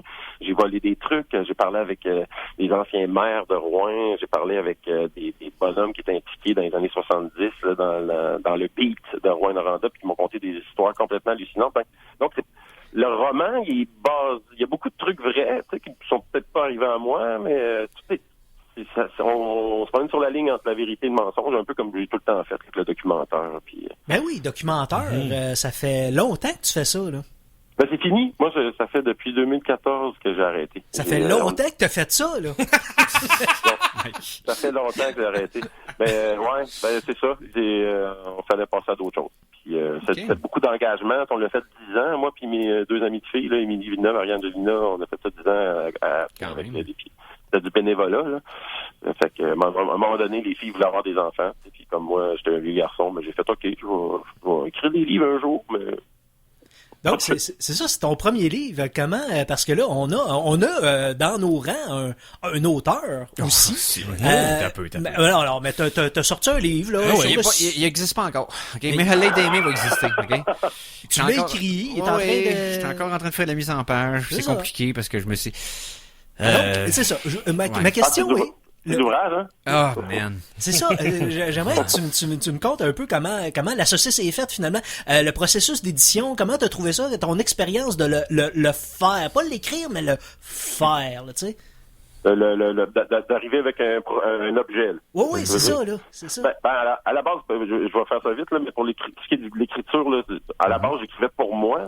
J'avais pas d'intention d'écrire un roman. Le roman, il est apparu après quelques semaines. Je m'étais donné une routine. Je m'étais dit, OK, j'écris à tous les jours, peu importe ce que j'écris, puis à un moment donné, ça a fini. Les premières racines de mon roman ont apparu, puis j'ai embarqué dans le bateau. Mais une fois que ça a été fait, tu sais, je voulais pas être publié à tout prix. Tu sais, j'y aurais pas été en auto-édition. Ça, c'était hors de question. Je me disais, bon, ben, s'il y a personne, s'il y a pas un éditeur sérieux qui aime pas ça, ben, tu sais, j'insisterai pas. Là, tu sais, c'est pas c'est ça. Absolument pour vivre dans, tu sais, c'est pas, déjà de l'avoir écrit, pour moi, ça me remplit, là, tu sais, fait que c'était déjà un truc cool. T'avais-tu une question? Non, mais c'est ça, parce que dans le fond, ce que t'attendais, c'était plus si, t'allais être opportuniste avec le projet. Il était fait, donc ta partie était comme un peu complétée. Oui. Si jamais l'opportunité se présentait de pouvoir, c'est un peu comme ça, ta vision, dans le fond, ta job t'est faite, tu sais. Oui, ma job, oui puis non, là, mettons le premier manuscrit, j'ai tout écrit à main avec des feuilles lignées trouées du secondaire, là, que j'avais trouvé dans une carte. Le fait est que ce qui est arrivé, c'est que je l'ai envoyé à quelques amis, puis c'était une drôle d'année où tout le monde était bien occupé, puis personne ne me donnait de cue. Fait que je commençais à déprimer après tout un été où personne ne m'avait donné de comeback sur le roman. Je me disais, hey, papa, ça va pas bien. Puis mon ami Annie Boulanger, qui est une illustratrice professionnelle qui travaille avant de faire mon roman, le pondu, le visuel du roman de Fred Pellerin, la balade des petits bateaux, un truc comme ça. En tout cas, c'est pas que puis j'avais envoyé à elle, puis elle me donnait pas de nouvelles, puis je savais pas moi qu'elle était sur le cas de Fred Pellerin, puis là je suis dans l'auto, puis j'écoute Plus on est fou, plus on lit Radio-Canada, puis j'entends Fred Pellerin qui raconte que son illustratrice, c'est Annie Boulanger de Rouyn-Noranda, blablabla. C'est pour ça qu'elle n'a pas le temps de lire mon manuscrit. C'est là que tu l'as appris. Elle l'avait lu. Et puis, c'est elle qui m'a poussé dans le derrière. Elle m'a dit, écoute, il faut que tu fasses quelque chose avec ça, puis si tu le fais, c'est moi qui vais l'illustrer. Fait que, mon livre, là, il est pas juste super bon. Il est super beau aussi. Il est super beau. Ouais, j'étais en ce côté-là présentement pour ce que tu livre. Puis quand je parlais de cet ouvrage, c'est juste que nous, c'était des reviews que j'avais faites sur Internet pendant 1 an. Ok, une fois par jour, des reviews de films. Puis là, il faut qu'on formate ça à l'intérieur d'une page en graphisme. Mais c'est pas prévu pour entrer sur une page. Faut le faire manuellement à chaque fois. 365 fois. Oui, je comprends que ça va te faire une belle grosse brique, ça va être épais. Oui, un pouce et demi, ça va être de... Non, c'est ça, c'est 460 pages en tout et partout, là, mais c'est... Comme premier livre, je me suis attaqué à plus gros que je pense pouvoir mâcher, mais on est en bonne... on a 2 tiers de fait, mais c'est de l'ouvrage, man. D'ailleurs, on va revenir tout à l'heure à propos de Maudite Slush aux éditeurs Michel Gosselin, mais vous avez un point commun principal, toi, Carole, et Eric, l'animateur des Geeks Contre-Attaque. Conan aussi, dans le fond. Il y a juste moi qui n'a pas rapport à ça. C'est... non, vous êtes tous des passionnés de cinéma et on se posait une question tantôt parce que Eric faisait sa chronique James Bond, ok, parce qu'il review pour les 60 ans de tout, il review chaque film de James Bond une fois par semaine. Puis là on se demandait, Carole, ton James Bond préféré. J'allais te dire, moi c'est Daniel Craig. Ok, oui, l'acteur, mais le film. Pardon, le film de James Bond préféré? Oui. Ah, Colin Debin. Quand j'étais enfant, là, je tripais sur Roger Moore, là. Oui. C'est ça l'affaire. Moi, c'était plus, je me souviens plus, Moonraker. Oui, il y a mal vieilli, c'est vrai. Avec le géant, avec les dents en métal, là, puis tout ça. Oui, avec Charles, qui devient un good guy. Il se fait une petite blonde avec des broches, puis tout. Mais... Oui, je trouvais ça. Parce que moi, c'était un petit gros qui pognait pas, fait que je me reconnaissais dans ce personnage-là. Mais non, c'est ça. Je me suis rendu compte pendant cette rétrospective-là que j'ai plus aimé les Roger Moore que je pensais que j'allais les aimer. Il y en a 2 particulièrement qui vont probablement être dans mon top 5, là. Puis peut-être un seul de Sean Connery. Et pourtant, Sean Connery, en tant que James Bond, est meilleur que Roger Moore. Ben oui, absolument. Mais ouais, c'est ça. C'est ça, parce que Sean Connery, vers la fin, ça paraissait qu'il était fatigué puis il était écœuré de le faire. Fait que tu voyais qu'il faisait juste comme puncher in puis puncher out à la fin de sa journée. Ça y tentait plus. Les 2 derniers qu'il a fait, là, il était out, là. Il faisait juste faire sa job. Par contre, Roger Moore, tu sais, il y avait un ton un peu détaché parce qu'il était déjà, lui, son nom était déjà fait avec le Saint, right? Qui était Simon Templar, la série des années 70. Fait que lui, il avait comme rien prouvé que James Bond, tu sais. Fait qu'il était plus désinvolte un peu, puis ça a peut-être donné ce ton-là à pas mal toutes les films de sa franchise, à l'exception de View to a Kill, qui est surprenamment brutal et violent, ce qui a fait en sorte que Moore est parti. Ça, puis il était vraiment rendu trop vieux. Fait que là, Carole, on pose ces questions-là un peu à tous nos invités. On veut connaître ton univers geek un peu. Oui. Donc, mettons, là, je te dis film. Quel dernier film t'a fait triper ben raide, mettons? Le dernier qui m'a fait triper ben raide. Dans les derniers, là, top of your head. Qu'est-ce que j'ai vu qui m'a fait triper ben raide dernièrement? Ça fait longtemps, il me semble que j'ai pas beaucoup trippé. Ben, mettons le film que t'as écouté plus souvent dans ta vie. C'est ça, quelque chose. C'est un film que t'as tapé en VHS jeune, puis tu réécoutais jusqu'à ce que le tape arrache. En fait, là, mon premier choc là, dans la vie, là, puis celui que, en plus, que mes parents m'ont empêché de le finir, puis ça a pris 3-4 ans avant que je réussisse à le finir, là, parce que c'est Alien, le 8e partie. Oui. Ça, ouais, de me le faire enlever après que Kane il se fasse exploser le chest, là, ça me ouais, j'avoue que ça... Ah non, puis ça frappait-tu l'imaginaire à peu près quand on était kid, celui-là? Mais ça n'a pas de sens. C'est parce que les maquillages... Parce que, tu sais, veux pas sur une TV catholique à l'époque, là, tu voyais pas que le costume était boboche à la fin, right? Non, puis même là, je le réécoute encore aujourd'hui, puis je trippe, là. Oh, il est sérieux. Je suis un amoureux d'Alien et de tout cet univers-là, en fait, Sigourney, là. Sigourney, là, la fin, là, quand elle enfile le costume de cosmonaute, là, c'est tellement sexy. Ah non, puis à quel point qu'elle est badass dans le deuxième, là. Tu sais, dans celui de James Cameron. Non, c'est des femmes fortes, là. Vous allez me dire qu'il n'y en a pas eu au cinéma américain, là. Il y en a une couple. C'est parce que ceux qui essaient de faire penser que c'est un phénomène récent, là. Non. Il y en a tout le temps. C'est juste que il y en a qui se sont fait un plaisir de les ignorer ou de pas s'en rappeler ou de pas écouter de films d'action parce que c'est en dessous d'eux. Mais il y en a plein. OK? Il y en a plein d'exemples dans toute l'histoire du cinéma. Arrêtez. Bon. Mais, non, Alien, gros morceau. Moi, premier film sci-fi, c'est pas à moi de parler, ça, oui. Mettons, à part le film... J'ai pas lu le dernier que j'ai vu, là, en liste, c'est, voyons, Prey, là. Prey? Pas méchant. Moi, j'ai pas eu ça. Ça m'a diverti, j'ai eu du fun. Regardez ce film-là, c'est très pas insultant pendant tout, puis le genre de concept qu'on se disait, pourquoi ils n'ont pas fait ça avant? C'était Ben en oui. dessous de le nez, là. Fallait à différentes époques, on va tout triper, puis ça lui a pris 20 ans avant de le comprendre, tu sais. Puis, tu sais, il fait un job. Est-ce que tu collectionnes quelque chose? C'est une question que j'aime poser aussi à quelqu'un. Ouais, je l'ai fait, mais je le sais plus. Ouais, j'ai déjà dû collectionner des cartes de hockey. Oui. J'en avais pas mal. Sinon, j'ai collectionné des paquets d'allumettes pendant un mot du bout. Puis, à un moment donné, je me suis mis à avoir très peur. De passer au feu. Cette bombe qui était chez moi, là, que je traînais partout, là, qui Ouais, aurait c'est dû être pleine de paquets d'allumettes. Puis je me disais, non, c'est faut que je m'en débarrasse. Un peu, je vais la regrette shaker, peu voir parce comment que qu'elle sonne, ta boîte. J'avais des raretés hallucinantes, Oui. là, des trucs qui venaient d'ailleurs, des allumettes en bois, des petites boîtes en bois, là, des affaires formidables. Mais non, c'était trop dangereux. Donc, un respect pour Feu, ta collection. En fait, j'espère que la personne à qui je me souviens plus à qui je l'ai donné, j'espère qu'elle la possède toujours. Ah, là, c'est sûr. C'est sûr. Écoute, Et vous autres, collectionnez-vous des trucs? Pardon? À part les malaises, moi, je collectionne pas grand-chose. Ah, moi, je collectionne les collections.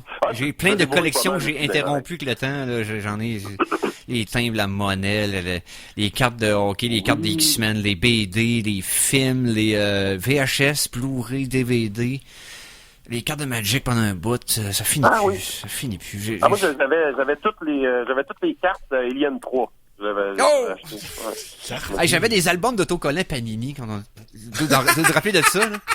Il fallait que t'achètes des paquets avec la gomme, puis là, il fallait que tu complètes ton album. Oh my J'en God. avais de films, j'en avais de séries télé, j'en avais de Je vais Formule 1, faire, j'en je ai vais de faire jet, une confession, là, Oh malaisante, my God. justement. Là. J'avais un livre d'autocollants Oui. de She-Ra. Ben oui! Oh, Princess of Power, la toune est malade! Ouais. She-Ra, c'est l'alter ego de La cousine He-Man, de ouais. He-Man. Ouais, de exact. He-Man, hein, c'est ça. ouais. Exact. Ouais. Ah non, la toune était meilleure, puis le bad guy était plus cool. Ben, tu sais, c'est parce que Skeletor dans He-Man, c'est parce qu'il était un peu comme Vaudeville, tu sais. C'est comme, il était pas très sérieux. C'est un vilain de théâtre. Mais le vilain dans She-Ra, le rang de cyborg, était plus badass comme antagoniste. C'est ce que je me rappelle. Oui, c'est vrai, oui. Mais, En fait, j'ai pas beaucoup écouté, plus He-Man. Ouais, non, Et ouais, tous- c'est ça. Tous mes amis avaient des bonhommes, là, des dizaines et des dizaines de figurines. Ben oui, avec les les figurines de du tigre, là, mais avec du velours dessus, là.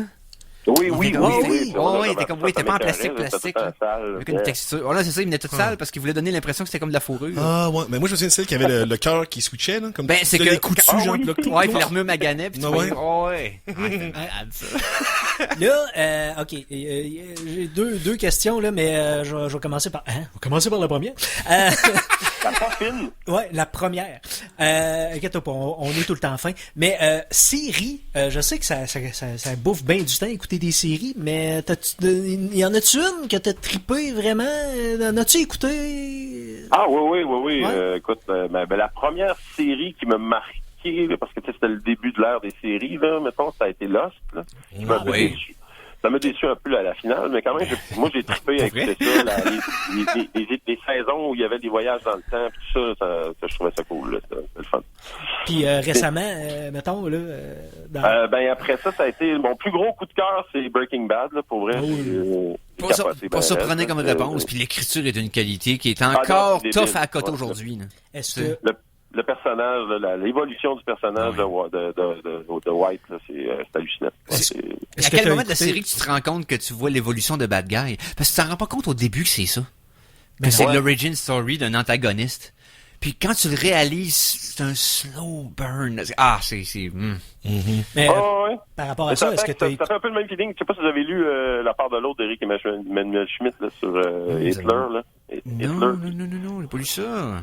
Ouais, ben en fait, c'est là, je m'égare un peu, là, mais c'est un chapitre, tu suis le vrai Hitler, puis l'autre chapitre, tu suis le Hitler qui aurait été accepté à l'école des Beaux-Arts. Donc, tu développes l'empathie pour Hitler. Ok, c'est comme... C'est pas le film Max, ça, ou il me semble qu'il y a un film que c'est ça, que c'est Hitler qui avait été à l'école des Beaux-Arts. Mais c'est comme tu suis les deux en parallèle dans le même livre, dans le fond. C'est comme tu suis la vraie histoire. Ok. Ouais, c'est ça. Dans un chapitre, c'est tout le temps le même Hitler je veux dire, dans les mêmes moments de sa vie, mettons, mais dans le même timeline, là, mais... Mais avec un mindset différent.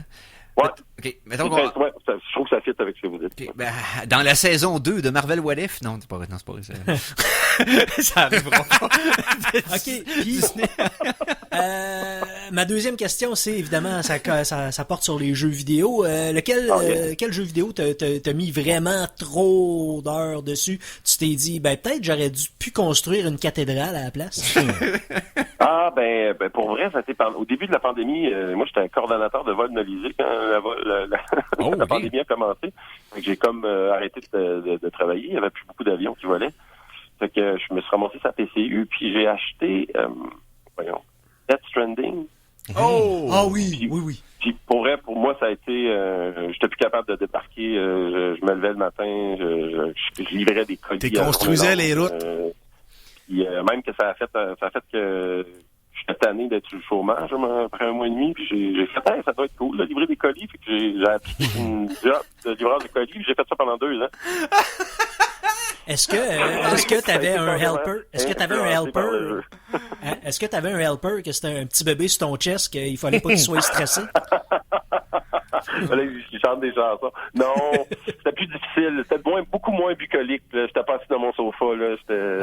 Donc, ça a été très, très dur. C'est une job très dur physiquement. C'est les genoux, hein? Je suis enseignant au secondaire. J'essaie toutes sortes d'affaires. Ouais. Yeah, c'est cool, ça. Mais c'est typique des jeux comme ça qui arrivent au bon moment dans ta vie, mettons, là, puis qui peut même t'enligner sur une carrière différente. J'ai quelqu'un proche de moi qui est en train de faire des démarches pour avoir son permis de trucker après avoir joué American Truck Simulator. Parce qu'il s'est... De se laisser porter by the flow, là. Ouais. Puis lui, il jouait, puis il allait... Dans le jeu, tu peux activer un macro pour avoir accès aux radios satellites de la région dans laquelle tu es. Fait qu'il écoute des radios Internet de la place où ce qui chauffe. Right. Fait comme s'il était là-bas pour vrai. Fait que tu sais, c'est comme... Man! C'est chill. Puis il me disait que c'est comme juste... Non, c'est pas pour le but d'avoir un objectif tout le temps. J'aime juste chiller, faire ça, puis passer le temps. C'est comme... Il tombe dans sa zone zen. Puis j'imagine Death Stranding, c'est un peu le même... C'est très zen comme jeu. La Death Stranding, c'est contemplatif presque, là, parce que des bouts, tu fais juste... Il y en a qui le critiquaient en disant que c'est un jeu de simulation de marche. Ouais, c'est ça, un walking simulator. C'est pas tant faux, mais c'est pas... Non, mais il n'y a pas de mal à ce que ça soit exact, ça. C'est pas supposé être dérogatif comme tu sais. Il y a un 2 qui s'en vient, d'ailleurs. Les scènes d'action sont un peu glaçantes là, dans Death Stranding. Là, quand ça arrive, là, tu capotes, là, ça revole partout. Dérogatif, c'est un anglicisme. J'ai dit péjoratif. Excusez-moi. On a compris. Ouais. Pas de trouble, on est entre nous autres. Là, tu disais tantôt, maudite slush, peut-être il va en avoir un autre tome. Écoute, ça c'est drôle. Là, vous allez dire, il est vraiment fraîchi. Je venais juste de finir de relire toutes les dunes de Frank Herbert, puis moi j'étais un maniaque de dunes. Puis je me disais, ça serait cool d'écrire une œuvre épique, mais j'avais jamais écrit de ma vie, je m'en ai foutu. Donc je me suis dit, je vais essayer je pourrais me pratiquer en fait, c'est ce que mon roman est devenu. Je pourrais me pratiquer en créant des personnages, puis un univers, tout ça. Puis, c'est ça. En fait, Maudit Slush, c'est comme je le vois un peu comme si il y avait un Watatata de l'enfance de Paul Atreides, mettons, tu vois-tu, quand il allait au secondaire, là, puis Spice School.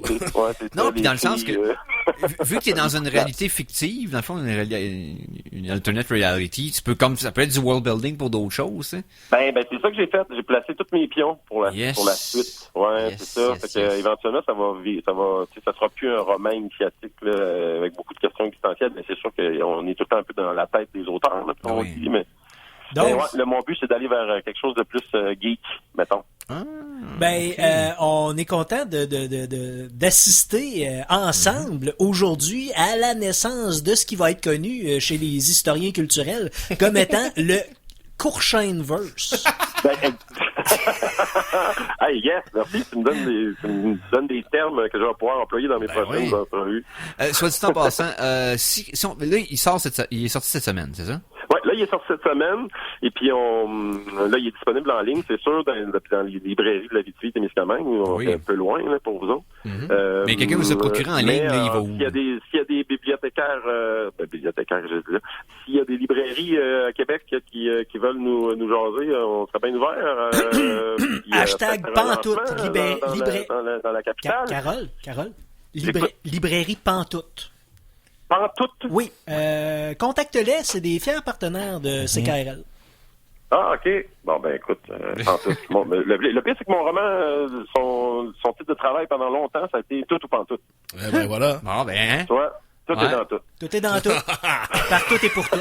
Fait que, hey, Carole, merci beaucoup d'avoir été là avec nous. On a eu bien du fun. Ah, ben crème, c'est fini. Ben oui, déjà. Ah, 27 minutes, ça revoit les vite. j'aime ça au bout. La semaine prochaine, je reviens. OK. Good. Hey, merci d'avoir été là. Michel Donc... Gosselin, éditeur, s'il y en a qui veulent le commander en ligne. Yes, donc on dit Michel Gosselin, éditeur, le roman Maudite Slush de Carole Courchaine. C'est super cool de jaser. Pour ce qui est des auditeurs, on prend une pause de 3 minutes, on revient tout de suite après pour terminer l'émission avec la chronique Conan.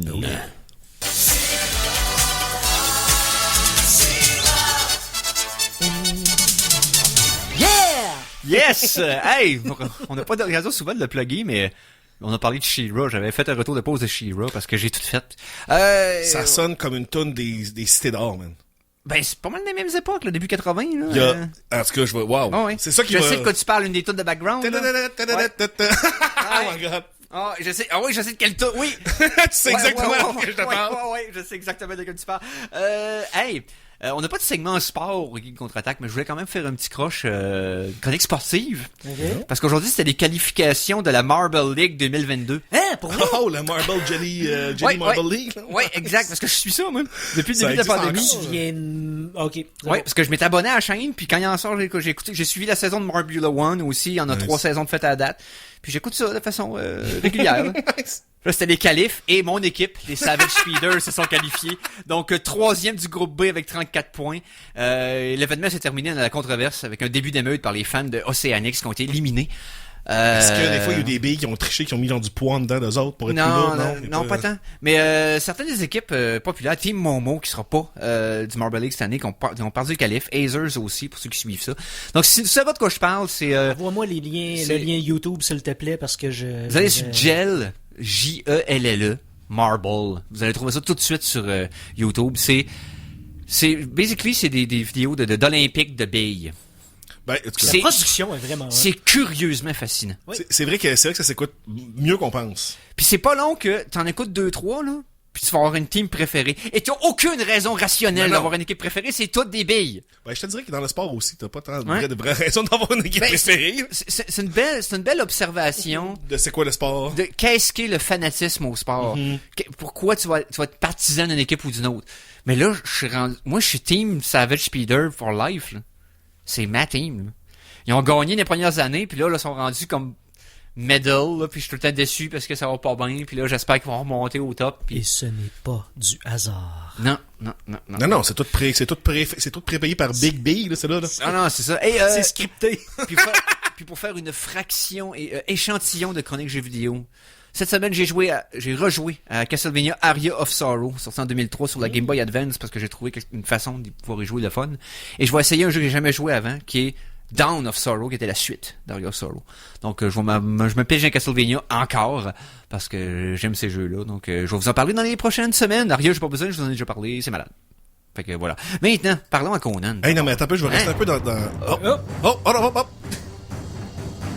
On parle à Conan, c'est la tune de Conan. Okay. Après Conan le barbare, Conan le destructeur et Conan le bibliothécaire. Voici Conan l'Arsenault. Fait que là, dans le fond, tu décides de quoi tu parles, quoi. Ouais, mais tu m'as fait penser à de quoi dans le monde du sport. On en a-tu parlé des scandales qu'il y a eu dans le monde des échecs et de la pêche? Des échecs, oui. Le gars qui trichait avec quelque chose dans le... Potentiellement, là, ça a jamais été... Ouais. Mais la pêche, il y a eu... C'est arrivé la même semaine, il y a eu un scandale dans le monde de la pêche sportive. Donc, des poissons qui avaient été trouvés avec du plomb à l'intérieur d'eux autres pour augmenter leur poids. What? Puis on parle de grosses billes de plomb vraiment, tu sais, insérées dans le poisson pour que le poisson à la pesée, il était vraiment plus lourd. Écoute, de voir du monde se crier après avec des poissons dans les mains, il y a quelque chose de magnifique là-dedans. Donc voilà. On a parlé du bot plug aux échecs là. C'est ça. Donc c'est voilà. C'est tout. Je voulais juste parler de ça parce que je trouve ça très drôle. Le merveilleux monde du sport. La tricherie poissonnière. Ouais. Bon, ok. Donc de quoi je vais parler? Moi cette semaine, tu sais, j'écoute beaucoup de films parce que je fais des reviews comme tous les jours. Mais j'essaie quand même de venir parler. C'est vrai. Je vais en parler. Conan sur ta chaîne. Oui.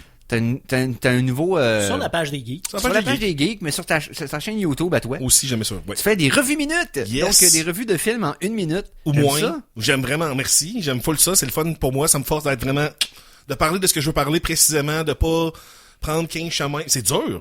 C'est dur. C'est dur parce que c'est un effort de j'aime pas dire concision, mais c'est ça pareil. Ouais. Là. D'être concis. Ça d'avoir distille ta capacité d'analyse. Il faut que tu les écrives. J'ai pas le choix. Et je trouve ça le fun que tu laisses le verbatim dans dans la description du vidéo. J'ai commencé à faire ça en me disant peut-être que le monde va lire ce que je dis parce que c'est ça, j'ai pas le choix de les écrire parce que sinon je sais, je me connais là, impossible de résumer de quoi en 1 minute quand j'ai 1000 affaires à dire dessus. Non, exact. Faut que tu, c'est tricky parce qu'il faut que tu le pratiques, faut que tu le times, faut exact. Que un peu comme quand on enregistre des pubs, moi puis Mikey, qu'on le faisait pour l'émission là. Ah oui. Les promos là, faut que tu restreignes ton texte à être dans un certain nombre de temps. C'est pété. Allez voir ça, gang. Revue minute. Merci. Ça fait un job. Ça fait un job en j'aime bien ça. Fait que j'essaie quand même de venir parler de films ici que je parle pas ou que t'as déjà parlé il y a des années. Ouais, ben c'est ça. On va revisiter des films que t'as adoré. C'est ça, exact. Mais donc ici, je viens parler de films que je parlerai sûrement pas sur mes revues minutes, en tout cas pas pour un petit bout. J'ai vu 2 bonnes affaires, puis j'ai vu une affaire vraiment pas bonne que je vais regarder pour la fin. Okay. Donc la première bonne affaire que j'ai vue, c'est un film animé qui s'appelle Dofus Livre 1 Julite.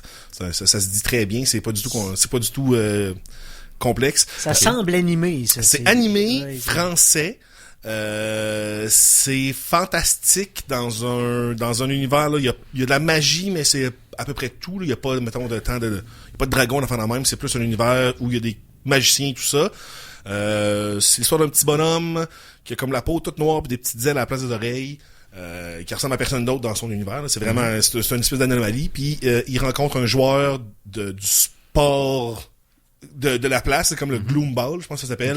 Puis il part sur l'aventure pour retrouver quelqu'un.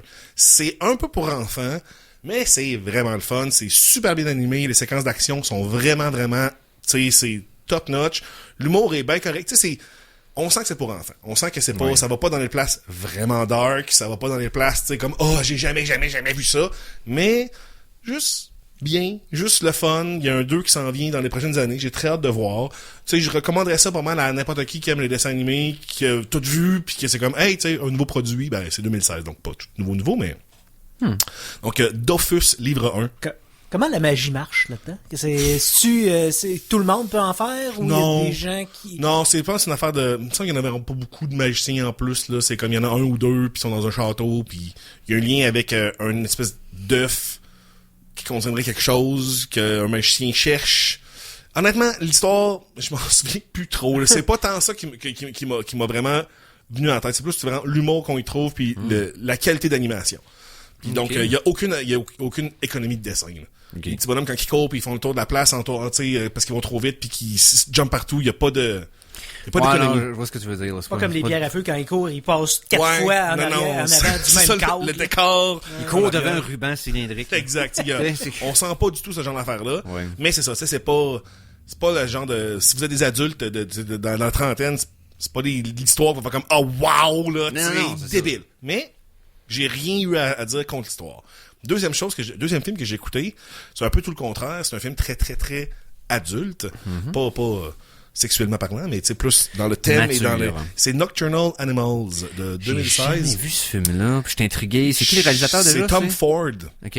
Qui a réalisé pas tant d'affaires que ça. Il a fait beaucoup de vidéoclips, vidéoclips. Je pense que c'est lui qui a réalisé Zoolander. Mais c'est ça avec Joaquin Phoenix et Amy Adams? C'est pas Joaquin Phoenix. Oui, il y a Amy Jake Adams. Gyllenhaal. Ouais, Jake Gyllenhaal, Amy Adams. Il y a un casting de fou dans ce film-là. Il y a vraiment, il y a un paquet de monde parce que c'est l'histoire de Amy Adams qui reçoit, c'est une productrice, une éditrice, pardon, et elle reçoit un manuscrit écrit par Jake Gyllenhaal, qui est comme son ex-lover. Mais, dans le fond, on suit elle qui lit le livre et l'histoire dans le livre. OK. Puis l'histoire dans le livre, c'est un couple qui se fait, comme, pas kidnapper, mais en tout cas, c'est un couple qui se fait pogner par une gang de truands dans une route déserte.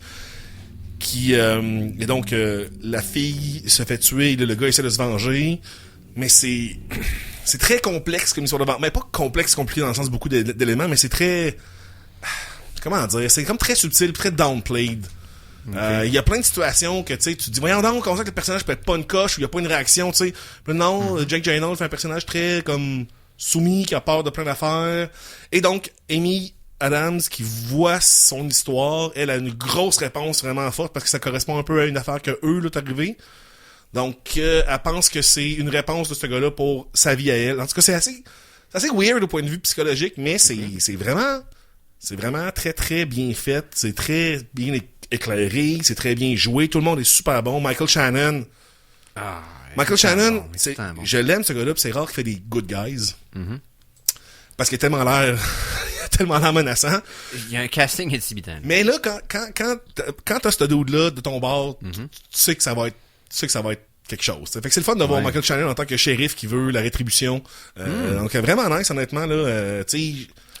La bande-annonce m'avait vraiment intrigué à l'époque, puis je m'ai pas arrêté à l'écouter finalement. Honnêtement, j'ai trouvé que, mettons, au point de vue de la réalisation, c'est quand même pas mettons, aussi contrôlé, là, mais je te dirais qu'il y a beaucoup de choses qui ressemblent à l'esthétique de Kubrick.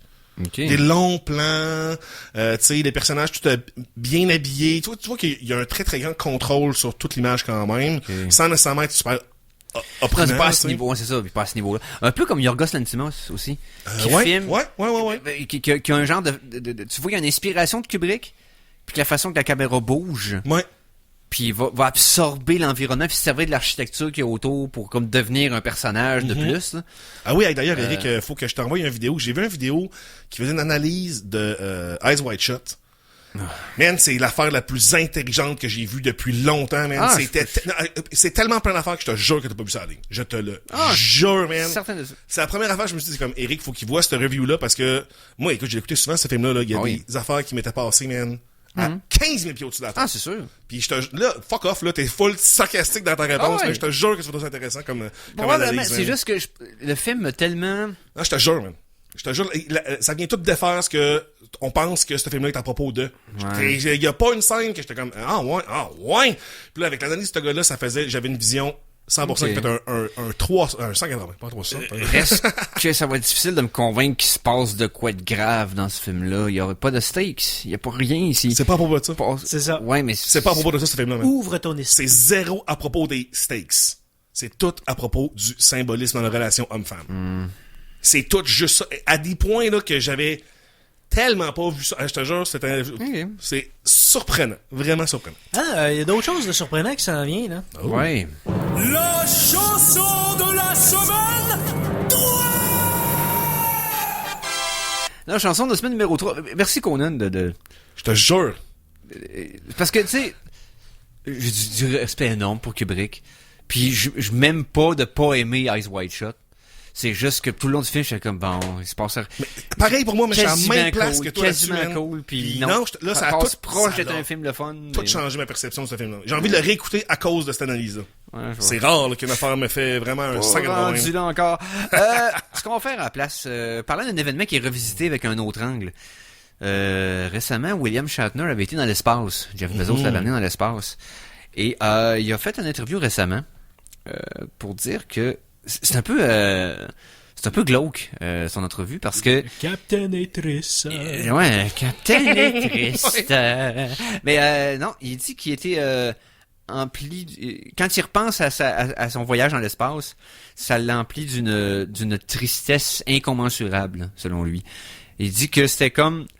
D'aller dans l'espace, ça feel comme des funérailles qui le remplissent d'un sentiment funeste, parce qu'il disait qu'il aimait le mystère de l'univers, que quand il a regardé la planète, puis le potentiel, puis tout ça, ça le fascinait, mais aussitôt qu'il a regardé dans le vide de l'espace, de l'autre côté. Il y a rien. Il a dit, quand il a regardé dans l'autre direction, il n'y a pas de mystère, pas de splendeur à regarder. Tout ce qu'il a vu, c'était de la mort. Death, man. All over the place. Ben, voyons. C'est, ouais. Qu'il fasse un tour sur James Webb, là, qui regarde non, les belles images. Mais en même temps, c'est comme... Imagine, t'es là, pis tu te vires, là, pis c'est... Selon ce que... Les outils qui te permettent de percevoir, tes yeux, tes oreilles, ton corps. Regarder la mer le soir, c'est vraiment anxiogène. Ouais. Tu t'en vas sur le bord de la mer, là, pis tu regardes le blackness infini que tes yeux peuvent rien accrocher, je te jure, man, c'est l'affaire la plus anxiogène. Imagine-toi être sur un bateau des années 1700, là, dans le milieu de l'océan, te lever à la nuit pis te regarder autour. Y'a rien. On aurait dit que ce monde-là t'es pas fait fort, là. Non, c'est... Mentalement, là, c'est vrai que survivre la run pis en refaire une après, là. T'as à manger, sais. T'as de l'eau. Oui, mais C'est correct. il y a quelque chose d'existentiellement tough à passer par-dessus. Tu sais. Et cette interview-là m'a fait dire, regarde, on va essayer de rappeler à William Shatner, notre ami, au Geek Contre-Attaque, que l'espace, ça peut être cool quand même. J'ai choisi une pièce de son dernier album, Bill, qui est sorti en 2021. Et on y va avec une pièce qui s'intitule So Far From The Moon, que lui-même a mis sur son album. Donc on écoute ça, qui est une pièce de country. Donc c'est du legit country, mais avec William Shatner qui chante le mieux qu'il peut. C'est, oui, segment, chanson douteuse de la semaine. Il arrivera ce qui arrivera. On écoute ça au Geek Contre-Attaque. Et on vient d'entendre So Far From The Moon de William Shatner, tiré de son album Bill, paru en 2021. Maintenant, on a assez parlé de Bill, on va parler de Dwayne. Dwayne. On termine le show avec ça. Conan, La t'as roche. vu Black Adam. Ben, j'ai vu Black Adam, pis tu sais, despite of his rage, he's just a rock in a cage. Tu sais, ce film-là, honnêtement, les critiques que j'avais lues, étaient vraiment harsh. Au début, j'étais comme, c'est donc bien violent de dire qu'un film est du anti-entertainment. J'étais comme, wow, c'est quand même... Oh, ok. De l'anti-divertissement. Ça va loin. Je pensais là. que c'était nous autres qui faisaient ça. Écoute, ce film-là est d'un cliché pas le fun, réchauffé, qu'on a vu 100 000... Tu sais, Ouais. j'aurais aimé ça, ce film-là. Parce que, tu sais, j'aime quand même Dwayne, même si c'est pas un bon acteur. Il est quand même le fun à voir, pis c'est quand même un gars qui attire des foules. Mais là... Vraiment, là, j'ai écouté le film, j'ai essayé de trouver des moments pis des affaires que j'étais comme, ok. Bon, Pierce Brosnan est bon. Pierce Brosnan carry le show complet. Là, c'est le seul comme... Qu'est-ce qu'il fait comme Qui personnage? comprennent dans quel film qui est. Ouais, c'est Dr. Fate, son personnage. ouais. Lui, vous pouvez voir dans le futur, c'est un magicien qui peut, comme voir dans le futur, s'il touche un objet. Il a l'air d'avoir Ah plein ouais, de... puis il y a un casque en or. Ouais, tu exact. dis? Qu'est-ce qu'on a? Pas d'yeux, rien. Ouais. Aveugle, si on veut. Là. Lui, c'est le seul acteur que j'ai trouvé que, ouais, justement, là, il avait l'air de vouloir être dans le film. Sinon, la plupart des autres acteurs sont pas très, très bons. Il y a comme un petit jeu d'amour entre deux personnages qui est comme...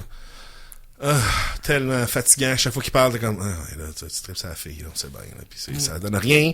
Mais tu sais, sinon, cliché dès le départ, mais je pense, il y a tellement plein de petites affaires tout le long qui m'énervaient. La première, je pense, c'est 2 minutes in. La civilisation dans laquelle qui sont prédate toutes, là, prédate les pyramides, une ville Kandak qu'elle appelle, de 5000 ans avant tout le monde, il était trop hot avant tout le monde. C'est quoi? Ok, je te le donne, fine. Mais il cherche... là, c'est vraiment un détail. Je me sens en cave de pas aimer ça, mais c'est comme... fuck off. Il cherche une roche qui est un minéral qui est de l'éternium. Là, ça va l'air vraiment comme niaiseux, là, mais comme les suffixes ium, là.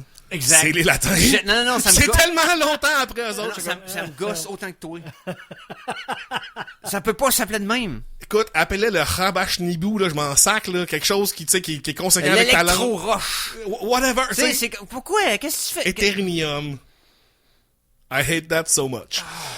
Fait que là, tu sais, ça part. Forcez-vous. Ça part avec ça, avec des gars, oh my god, ça va être pas très bon. Oui, mais peut-être que dans le, tu sais, plus tard, ils l'ont appelé de même, puis c'est une, tu sais. Ouais, ils l'ont Ouais, rétro ça que- appelé comme ça, parce que le personnage, quand il le prend, il dit Eternium, pis tu sais, comme, le petit monsieur le petit monsieur de la mine qui le trouve. Des milliers d'années avant que les latins existent. Ah non, tu parles... En tout cas, peu importe, Voilà. makes no sense. Il y a plein d'affaires vraiment stupides. Entre autres, une minute! une autre affaire stupide, il y a une couronne que le monde cherche, une couronne de démons. Puis quand les good guys ont la couronne, ils finissent par l'avoir, ils disent, oh wow, cette couronne, qui est peut-être une tête d'une petite couronne, elle pèse 23, ils disent 23 livres, ok? J'étais comme, right, ok. Parce qu'elle est faite en, pas en éternium, une autre affaire, là, comme un matériau plus dense, que blablabla. Une seconde plus tard, il y a un personnage qui apprend, puis qui manipule, puis elle parle avec en la tenant du bout des doigts. Je suis comme, pourquoi vous nous avez dit qu'elle pesait 23 livres? Pourquoi? Vous auriez dû pas nous le dire. Non. Que l'objet est vraiment lourd. Puis la personne après comme, fait que là, blablabla. En genre avec le props dans les mains, hein, clairement. L'histoire C'est comme, est-tu bonne?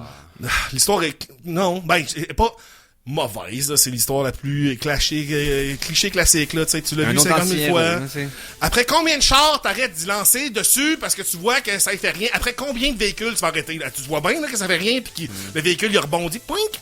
T'en lances-tu encore 15, man? Ah oui, s'il vous plaît. Les séquences d'action sont super bien faites. Quand il tue du monde puis qu'il fly partout, c'est bien fait. C'est la seule bonne affaire que je peux dire de ce film-là. Oh! C'est tellement stupide. C'est tellement stupide. Bon, ben, hey! Merci pour la revue minute, Conan. Hey, c'est déjà la fin de l'émission de cette semaine. Je veux remercier Carole Courchaine qui est passée nous voir pour parler de son livre. Donc, vérifiez ça sur Internet. Ça s'appelle... Maudite Slush. Maudite Slush. Merci aussi à Conan Arsenault, bien sûr. Hey, c'est toi. Allez sur la chaîne Conan le Barbare. Plein de revues minutes là-dessus. Merci à Mikey G. Ah oui, puis allez sur Twitch, Mikey G LGCA. Ça se peut bien qu'on regarde des courses de billes. Yes. Et merci surtout à vous autres, gang de malades. On se repogne la semaine prochaine. Sur ce, salut les geeks.